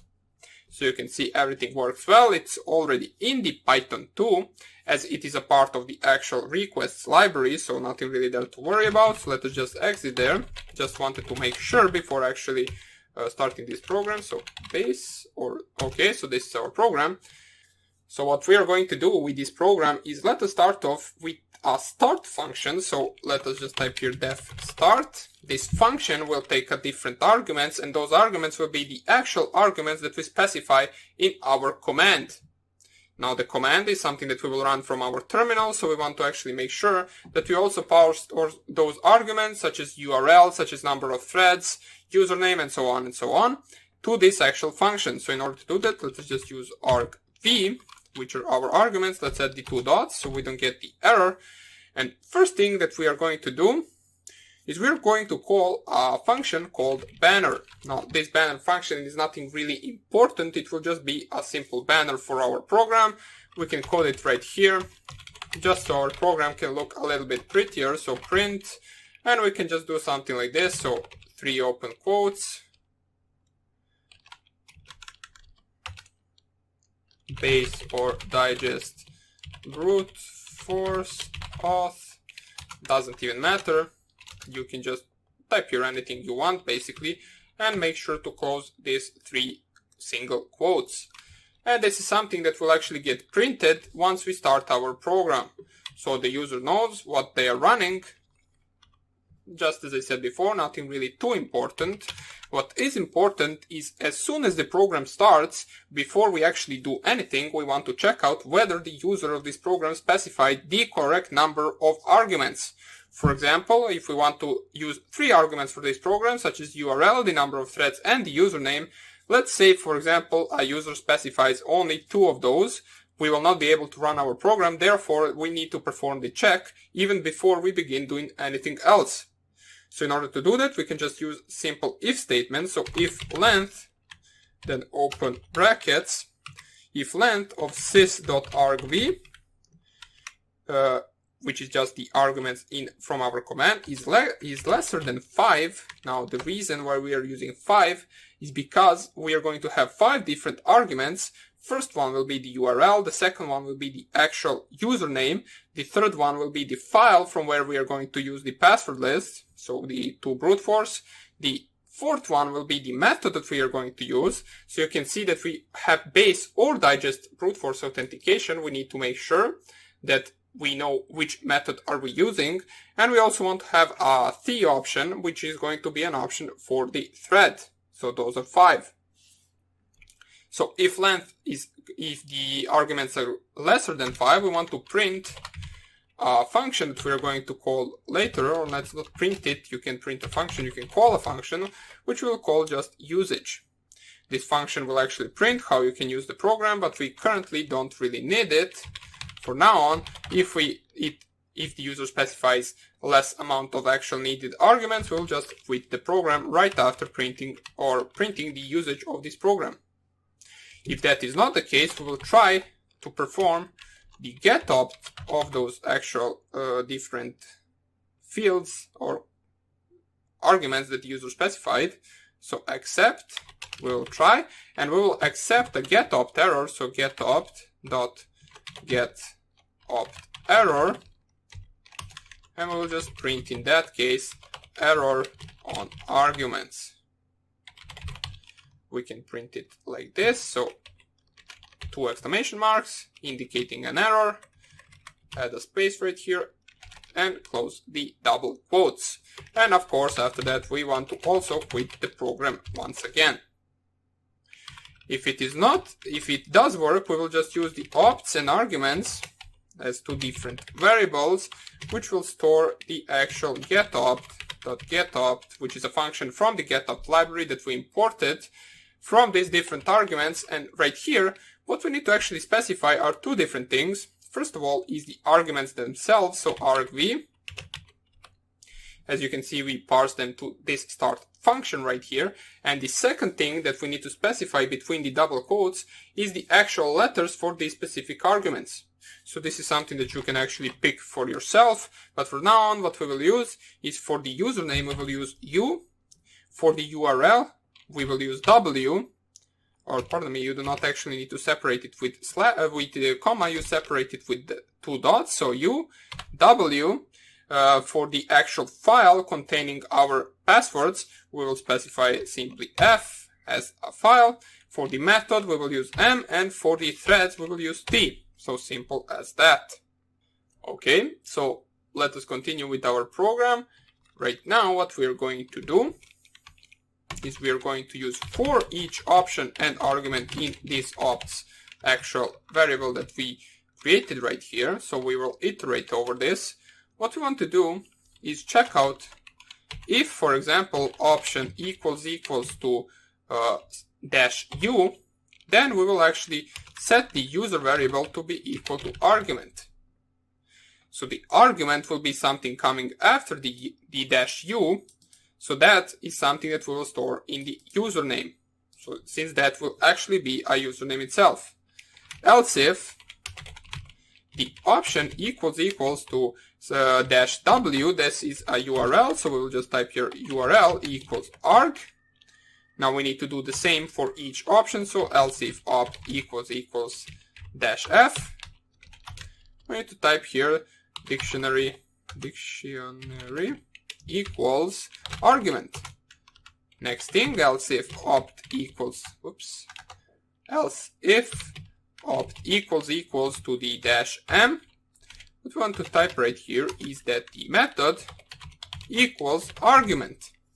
And the last one, else if opt equals -t, we will print right here threads equal arg. So these are all our options covered. Basically what we are going to continue in the next lecture is basically running this program. We're going to have a function that is going to launch our threads on these different passwords from the file. We also need to open that file and read from it. So that is something that we'll do in the next lecture. We just started off our program for now on, which is more than enough for the first lecture, and we will continue coding in the next tutorial. So hope you enjoyed it, and I hope I see you in the next one. Bye! Hello everybody, and welcome back to this tutorial, or if you want, to our second tutorial of our base or digest authentication brute forcer. So what we did for now on is we only specified a few different arguments that we're going to parse to this actual program in order to separate a few different things that we will need in order to run this. So right now, the next thing we want to do after specifying the arguments is try to open the file that the user has specified as a password list or as a dictionary. So we can do that with simply try and except rule. So what we are going to try is, as usual, try to open that file. So f equals open, we can call it just like that. What we are opening is this variable right here. Since you remember, the actual argument containing the name or the path to the file is set to be in this variable right here. So we are opening that path, dictionary. We are opening it, of course, for the reading, since we want to read from it. And then what we are going to do is we'll just set the passwords to be equal to f.readlines, which is a function that we can use to read lines from this file. In other case, we will just print the error, so you can just print it like this. File doesn't exist. Then you can just type, please check the path. Or please check if the path is correct. You can just print something like that, doesn't even matter. What matters is that we actually close the program right after this, since there is no point in continuing, since that actual program that actual file doesn't exist. The next thing we want to actually do is make a function which we'll call launcher threads, and which we will actually call after this. So we want to call it right here, launcher underscore threads. And what that function will take as an input are all 5 arguments from our actual program. So what it will take passwords. Now make sure that you not actually specify the dictionary, as we already took care of that part right here. We basically opened it and we read lines, stored it in passwords variable or list, however you want to call it.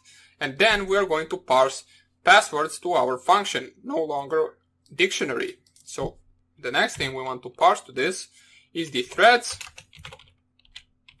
We can parse the method, or let's go with the user first, then the URL, and then the method. So basically we are parsing our 5 arguments.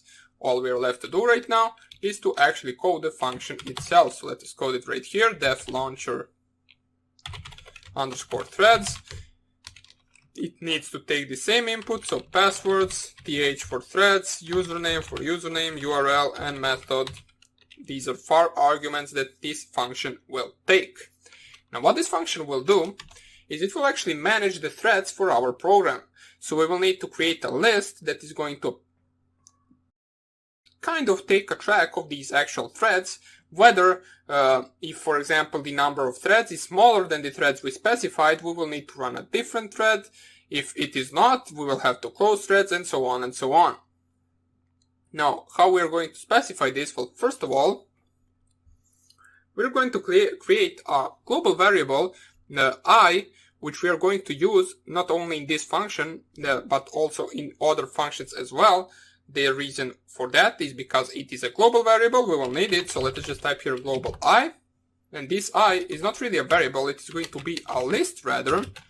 So right here, and this list will actually have our threads. So in order to start off, let us append I.append 0, and you will see just in a second why.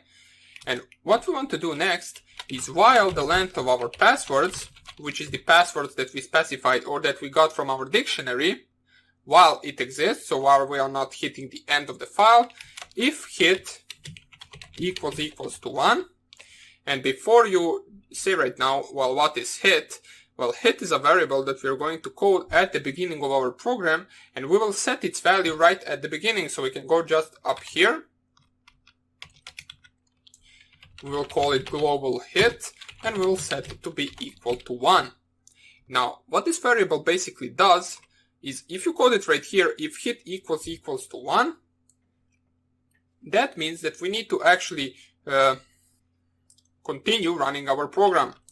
And then, if we find a password for our actual website or basic authentication, however you want to call it, we will set this hit variable to be equal to 0, and therefore this part of program, which is a while true loop, or pardon me, not while true, while length loop, is going to stop executing. Then that's what we want, because this is the part of our program that is actually running the threads. This is basically some kind of a flag for this actual function right here. What we're going to try right here is if I, and then the first element of our list, is smaller than th, and you can see that we appended to our actual I the 0, so the first element will be 0. So if the first element is smaller than th, we want to create the password variable to be equal to passwords.pop, pop 0. Let me just show you what I'm doing right here. And then our I, the first element, will be equal the current first element, which is in our case at the first iteration 0. Let me just find where 0 is. Okay, so here it is. And then we will just add 1, which means that we're going to start one thread right now. So we want to add the number 1 to the actual list in order to keep the track of these threads right here. So, and then we create the thread, as I said, so thread equals request underscore performer, which is a function that we will call in just a second. This is basically a function that will brute force the basic authentication. So this is actually the main function itself. We will code it in the next video. For now on, let us just call the thread itself. This function will take an input from the password, username, URL, and method. Now make sure to call it the same as you called it right here when you actually parsed those different arguments right here. And all we want to do is start that thread. What this will do is it will start the thread, and it will, now this list right here will contain 1, which will mean one thread is started, and then it will continue just going through this loop while there is still passwords remaining in this current list. We will just accept this, so if we keyboard interrupt it, since there is really no other way that we can actually interrupt this instead, and that it actually closes well, we will just print interrupted, and we will close the actual program. So simple as that, interrupted, and we will sys.exit the program. Make sure that after this, once you actually finish this part right here, you want to join the thread. So thread.join, open and close brackets, And that would be actually everything for this function right here. This is how we are going to manage the threads.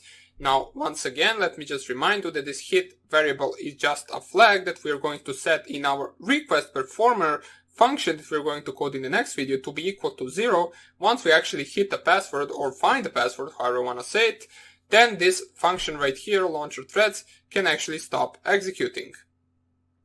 So that will be about it for this tutorial. We will code this function in the next tutorial, and I hope I see you there. Bye!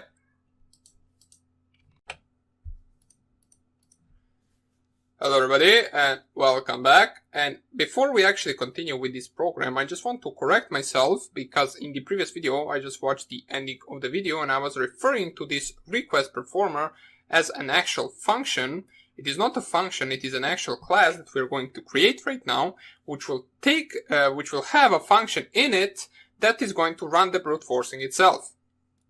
So I didn't actually explain myself really well in the previous video. Once again, it is a class, not a function. So let us continue coding it. These are just the self arguments that the actual class will take and that the run function will actually use in order to perform the brute forcing. Now you will see just in a second what I'm talking about. Let us go up here and we can code it right here, for example. So let us name it the same. So class request underscore performer. And make sure that this actual class right here doesn't take an input of these fields right here. These are just the variables or the arguments that we are going to pass to the init function in the class request performer. What this request performer will take as an input is the thread itself. So let me just show you right here. Thread request underscore performer. And basically, first thing you need to code in every actual class is the init function, where you will actually define your different variables. So def underscore underscore init underscore underscore. It will take an argument of self, which is a usual for the classes in Python, name, user, URL, and method. Let me just check if those are the 4 that we specified right here. Username, password, URL, method. Yeah, those are the exact 4 that we specified. And what we want to do right now is actually define these variables or self variables with the actual variables themselves. But before we do that, we need to create a thread object in it with the actual self in the bracket specified. So init and then self. And then afterwards we can proceed to the self.password equals name.split. Let me just go right here to actually split it by the new line character and take the first element of that, which will be the password itself. As you can see, the name is the actual password, so we don't need to call it name, we can just call it password. Or pass, doesn't really matter. Okay, let's call it pass WD because pass is already defined actual function in the Python itself. So we'll just use this pass WD dot split. We'll take the first element, which is going to be the password itself. Self.username will be equal to the user specified. Self.url can be equal to the URL itself. So self.url equals URL. The method will also be equal to the method, and we can print which password are we currently trying. So we can just do something like this, self.password, and we can add the actual another dash right here. This is just going to print the current password that we are going to try. And now we are doing the main part of the program itself, which is the run function. Now this run function, as I said before, is going to check for the actual methods, and if the method is basic, it will perform the basic request for the basic authentication, and if the method is digest or specified as digest, will perform the HTTP digest authentication with the requests library. Now it is rather simple, so don't really worry. It is nothing really to worry about. Def run. Every function in the class has to take a self object, so we can actually parse these different variables to the function in the class. we will right here use the global hit variable, which we coded at the beginning of the program itself, which is currently set to 1. And right now what we're going to do is, first of all, we will check whether it is still set to 1. So if hit, or our flag, is set to be equal to 1, we'll try to actually take the method itself, whether it is a basic or the digest authentication. So what we will try is we will do something like this. So if self.method equals to basic, we are going to do our equals requests.get. And what we are going to specify in these brackets right here is the URL, of course, since we need to actually type here which URL are we going to visit and get the response from. And we need to specify the authentication, which will take the arguments of the username and the password. So self.url, not comma, self.url, and then comma, auth will be the authentication, then open and close another brackets, and here specify the username and the password. So self.username, comma, self.password. So right here, this is all set to go. Let me just double check everything. So we specify the URL, we specify the username and password, and then we can proceed. Else if self.method is equal to the digest method, then we want to actually perform our equals requests.get on the same URL. But this time the actual authentication will be equal to HTTP digest auth. So we're using this type of authentication, which also takes two different arguments, which is just the username, so self.username, and the password itself. Password.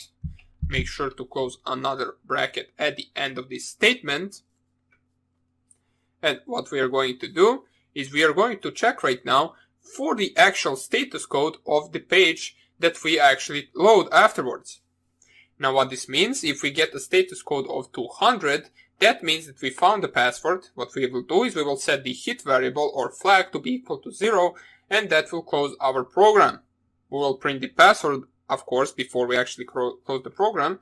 And in case the status code is not equal to 200, and basically, as I said before, the status code 200 means that we successfully loaded the page.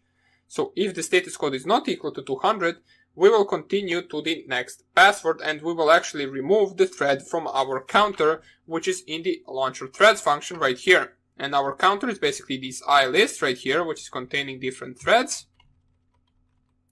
Or not containing, it's actually keeping track of those threads.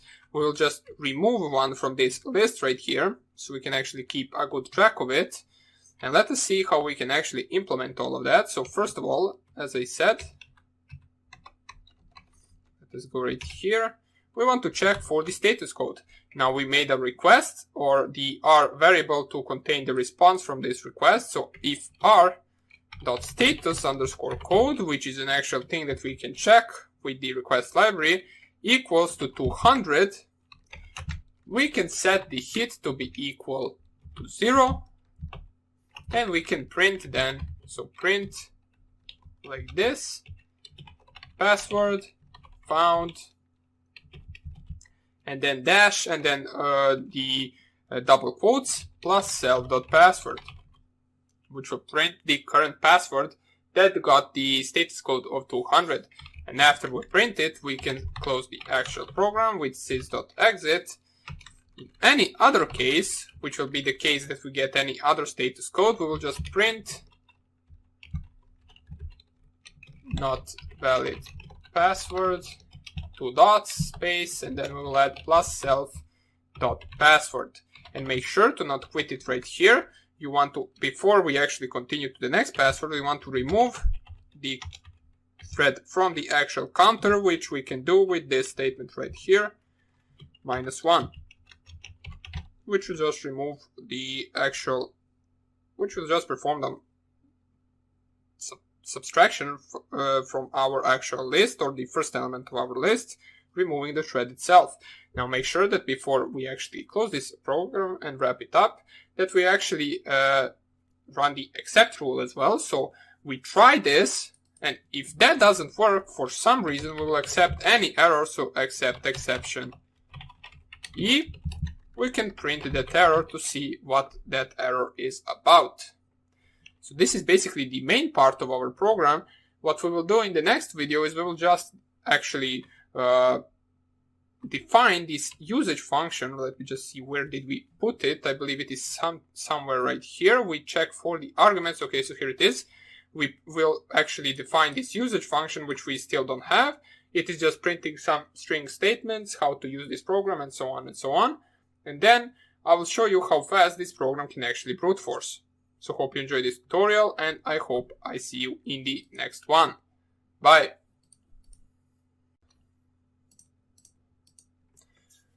Hello everybody, and welcome back to this tutorial, and let us now finally code our usage function, which will just print to the user how they need to use this program, which will take the arguments, or the function itself will not take the arguments, but it will print the arguments, and it will print what each letter of the specified arguments right here, that we set up right here, means. Because user cannot really see this code, so we want to make sure that they actually know what they are doing before running this program. So we can code the usage function right below the banner, so def usage, open double quotes, open and close brackets, and then the two dots, and we'll just print something like this. So print usage two dots. In the next line, we can actually first of all use the let me just check right here, the W, which is for the URL, so we can just use that one first. We can tab it, slash or dash W, two dots will be equal to the URL, and then, for example, we can just specify in the brackets http / randomwebsite.com. Now, of course, you need to actually specify a slash for the actual, or it's not really that important, just make sure that they know how to specify a website, since if you remember in the previous videos, we specified the HTTP by ourselves, and right now we didn't do that, so we need to specify to the user that they need to add the HTTP tag as well. But before I close these double quotes, let me add the bracket right here, and the next thing that we want to actually print to the user would be the username. So -u, I believe, is the username. Simple as that. Nothing really too much to explain right here. It is the username that the user will specify. Then the next thing is the number of threads. So -t,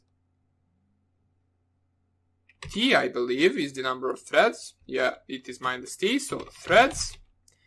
Afterwards, we can print the file that the user needs to specify in order to brute force, which is the file containing the actual password, so dictionary file. Let's type it like this. And the last thing that we need to print is the method that the user will use, so -m, two dots, and then the method. In brackets, we can specify basic or digest. So simple as that. And the last part will be a simple usage or a simple example of this program, of using this program. So example,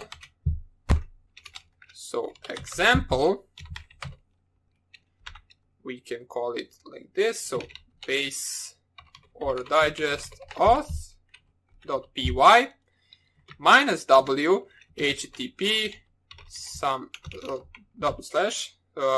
random website.com, then -u admin, -t 5 for the 5 threads, and -f we can just type passwords.txt. So this is a simple example of actually of a command that will run this program. So we print that to the user as well. And right now, if I'm not mistaken, this is everything we need to specify for our program. And right now we can see how it will run. We can see how fast it will actually brute force the password.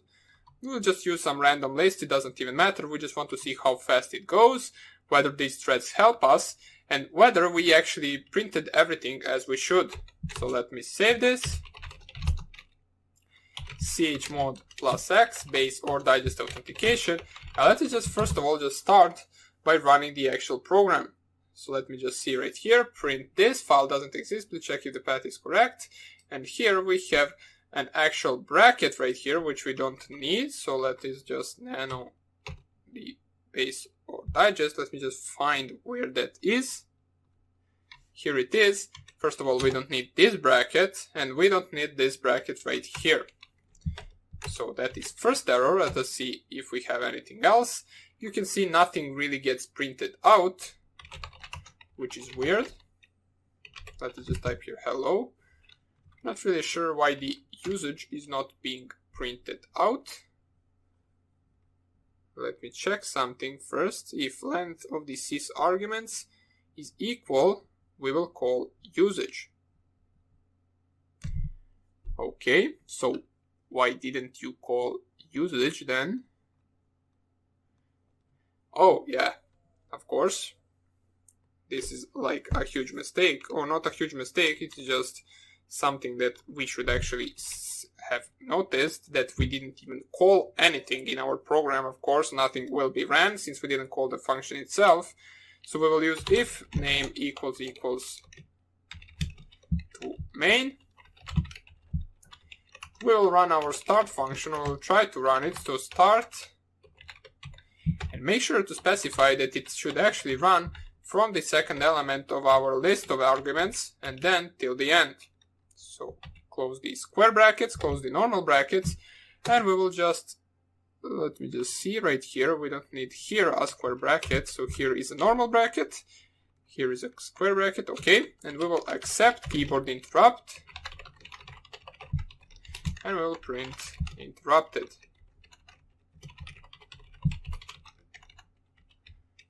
So just like that, and right now we actually call the function itself, and we can see we get the actual banner, which we will fix right now. So this has to be tabbed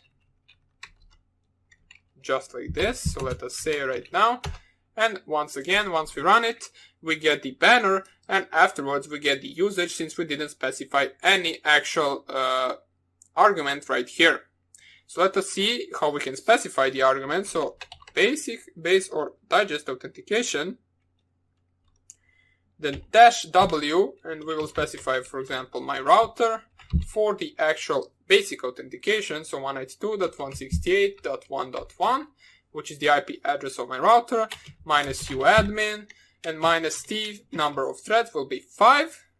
And we forgot right here to specify the method itself. So nano base or digest authentication, and right here -m method. So simple as that. Oops. Okay, so -w http //192.168.1.1 -u for the actual username, -t for the number of threads, -f for the actual file list or dictionary, so we'll just use the common.txt since it is in this actual directory, and -n we can just type here basic. Please check if the path is correct. File doesn't exist. Let us see why the file doesn't exist. It should exist. So what we do afterwards, file equals open dictionary for reading. Okay, let me just find, okay, so opt -f dictionary equals arg, and then f equals open dictionary for reading. Weird, not really sure why it won't work. Or maybe it has to do something with the method itself, not really quite sure. Let's try something like this. If I just set the method at the beginning to be equal to basic, and I run it without this,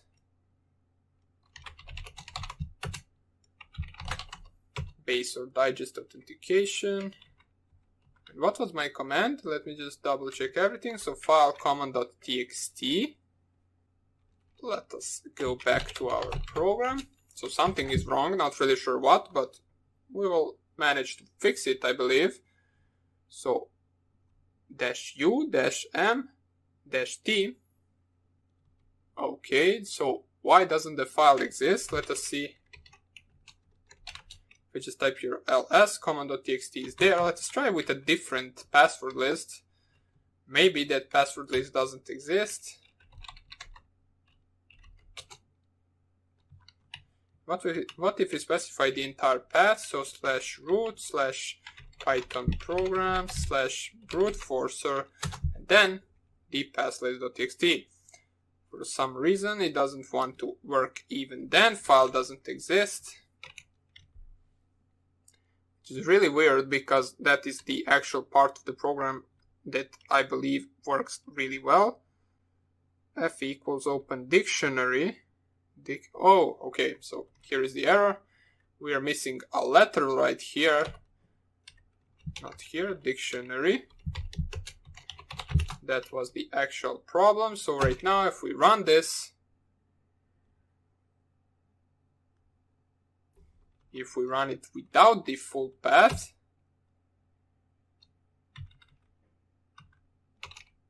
what do you mean? Let me just check everything right now. Maybe I named it once again. Dictionary. Is this the same word? It is. So dictionary. Let's just try to change the order for some reason. Maybe that could be presenting the problem. Then threads 5, then m basic. And then we run this. Object has no attribute password. Okay, so we got a different type of error. That is actually good. Let us see.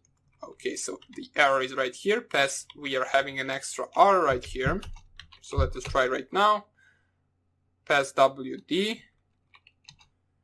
Then what is the name if it is not pass WD? Oh, so it's password. Password. Okay. Too many errors, but that is something that you will encounter a lot.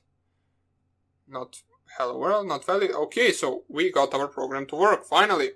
Not valid password, not valid password, not valid password. Let us just right now try to actually use a password list that is a little bit longer, which is command.txt. And my username is not even admin, so it doesn't even matter. We can just go and you can see it actually brute force really fast. For an online brute forcer, this is actually really good. We can see that it works. We don't get any errors anymore. We had to deal with a few errors, but we managed to fix it, so everything is good. And our program finally works. So that would be about it for our basic or digest authentication brute forcer. We're going to continue coding in the next lecture, and I hope I see you there, and take care. Bye. Hello everybody, and welcome back to this tutorial, which will also be a last tutorial for us. Now what we are going to do in this tutorial is we are going to take a look at a ransomware that is coded in the Python. Now the reason why we are not coding our own ransomware is because there really is no point. We're only looking at this one out of the educational purposes, just to see how it looks like and how we can actually implement it somewhere if we actually wanted to. But once again, there is no reason to do that. I cannot think of an actual possible legit reasons or legal reason to use ransomware anywhere. We are only taking a look at it out of the educational purposes. So this one is actually called Python. You can get it on the, let me just see the Python. You can get it on the actual GitHub repository. So it was coded by someone else. And this is just the tool that they came up with. So you can see that right here we have 3 different tools, I believe. One of them is the ransom server.py. One of them is the second one is the ransom payload.py. And the third one is the decryption tool.py. Now we can take a guess at what each one of them do. But first of all, let us take a look at the ransom payload, since that is the actual program that will get delivered to the target machine. So ransom payload, ransomware payload.py, and this is the actual program. Now once again, this is not the program that I coded, this is the program downloaded from the actual GitHub repository, so we can see. Let us go line by line and see what this does. So first of all, it creates a socket object, it performs a connection to a specific IP address, which it's for sure going to be the IP address of the actual server part of this code. Then we have a few strings right here, such as hello and exit, or pardon me, enter and exit string. We first of all send the enter string, as we can see right here. We print the receiving, so I believe that the server will actually send something back, and the server will also send the key, which we will use in order to encrypt. As we can see, sock.receive, and we are receiving the key. The key is then being printed out, and then we're sending the sock.send, exit, and then I believe they will close the connection, as here sock.close is performed. I believe same will be performed in the server side of the code as well. Now we can see that here we also have a file encrypting function, basically, that says don't touch anything. I believe this is a function that will encrypt everything except the actual payload or ransomware itself, as we can see right here. If name equals, or if name is not equal to the ransomware.py, then you open any file, read its data, you create this key, and then basically you encrypt the file and name and add it .encrypted to that file extension. Then we can see with open encrypted file, write bytes this file, and then you write the encrypted content of that specific file. And then you remove the file itself so that there really isn't a copy of that file there. Let me just see, then we get the accept error, which says not permitted, so this will be for all the files that the user doesn't have, or that this program doesn't have access to, which in case this is running as a user, it will not encrypt any files that are, for example, system files and something like that. Now, before I actually finish this, let me just tell you that this program is not something you should run on your own PC. I didn't try it out, I'm not really sure what exactly it will do. I mean, I have a guess it will encrypt all your files, but if you already want to test this, you can test it on a simple virtual machine and see how it will work there. Now that we got it out of the way, let us see what this file is the function will do right here. So we can see in a list, we have different extensions for files. Most of them are right here. And basically what I'm guessing is that this will search through all the actual, it will search through the C drive for these types of files. And if it finds it, then it will encrypt those files. As we can see, it is calling this function file encrypt. I believe N is missing right here. And here is the function that we already passed. The first function that is called is this file list function, as it says executing the ransomware. And then you change the actual directory to the desktop. Not really sure why. And this part right here is something that really isn't needed, so we can actually hash this, I believe. Or let's just leave it there, doesn't even matter. It is something that isn't really part of this code, I believe.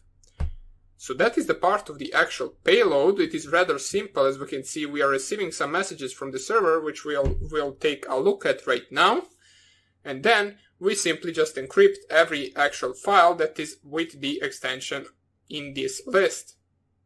So let us take a look at the actual server. So nano ransom underscore server.py. Okay, so we can see some cryptography library is being imported right here. The salt value is also being added in the key generation, as we can see right here. Some algorithms, they use the SHA-256. We can see length 32. Salt is equal to the specified salt in this variable right here. And the number of iterations is, let's just say, a lot. So we can see this is really well encoded. So there is not really an actual way for the target to decrypt those files without knowing the actual key. You can see some of the actual messages being exchanged with the target and the server. As we can see, we are receiving those two messages, such as enter and exit, from our payload, and then we are closing the connections once the encryption has started on the target system. Down here it is just a while true loop that will perform the actual connection with the target itself. So nothing really too hard right here, except this part, it might be new to you. It is basically the creation of this actual key, and the decryption tool, which is the last thing that we are going to look at, is the decryption tool. Is this basically, I believe this program will just decrypt all of your files. Let me just see, input enter your key file location, so it will search for the key into in order to be able to decrypt. You can see key file.read, file.close, import os, my list, and then it will just print, or it will just use this decrypt function. Let me just see where it is called. Okay, so here is the decrypt function, and this will just basically use that key that we specified in the server itself to decrypt all of these actual files, and it will add an extension .decrypted. So that is my guess on what this program will do. As I said before, I haven't really tested it. So this is just a simple look at the actual ransomware. When with this, we are actually concluding our entire course. So it is a rather beginner course, but we also took a look at some of the advanced topics, such as coding the advanced backdoor, coding the keyloggers, coding the brute forcers, and so on and so on. So basically, there is something for everyone in this course. I hope you enjoyed it. I hope that you will learn something from this and that it actually helped you with your further career. If you want to pursue penetration testing or ethical hacking or just Python in general, this actual little course can help you do that. So thank you for sticking till the end in this course with me. Once again, I hope you enjoyed it, and I hope you're going to have a great day. Take care. Bye.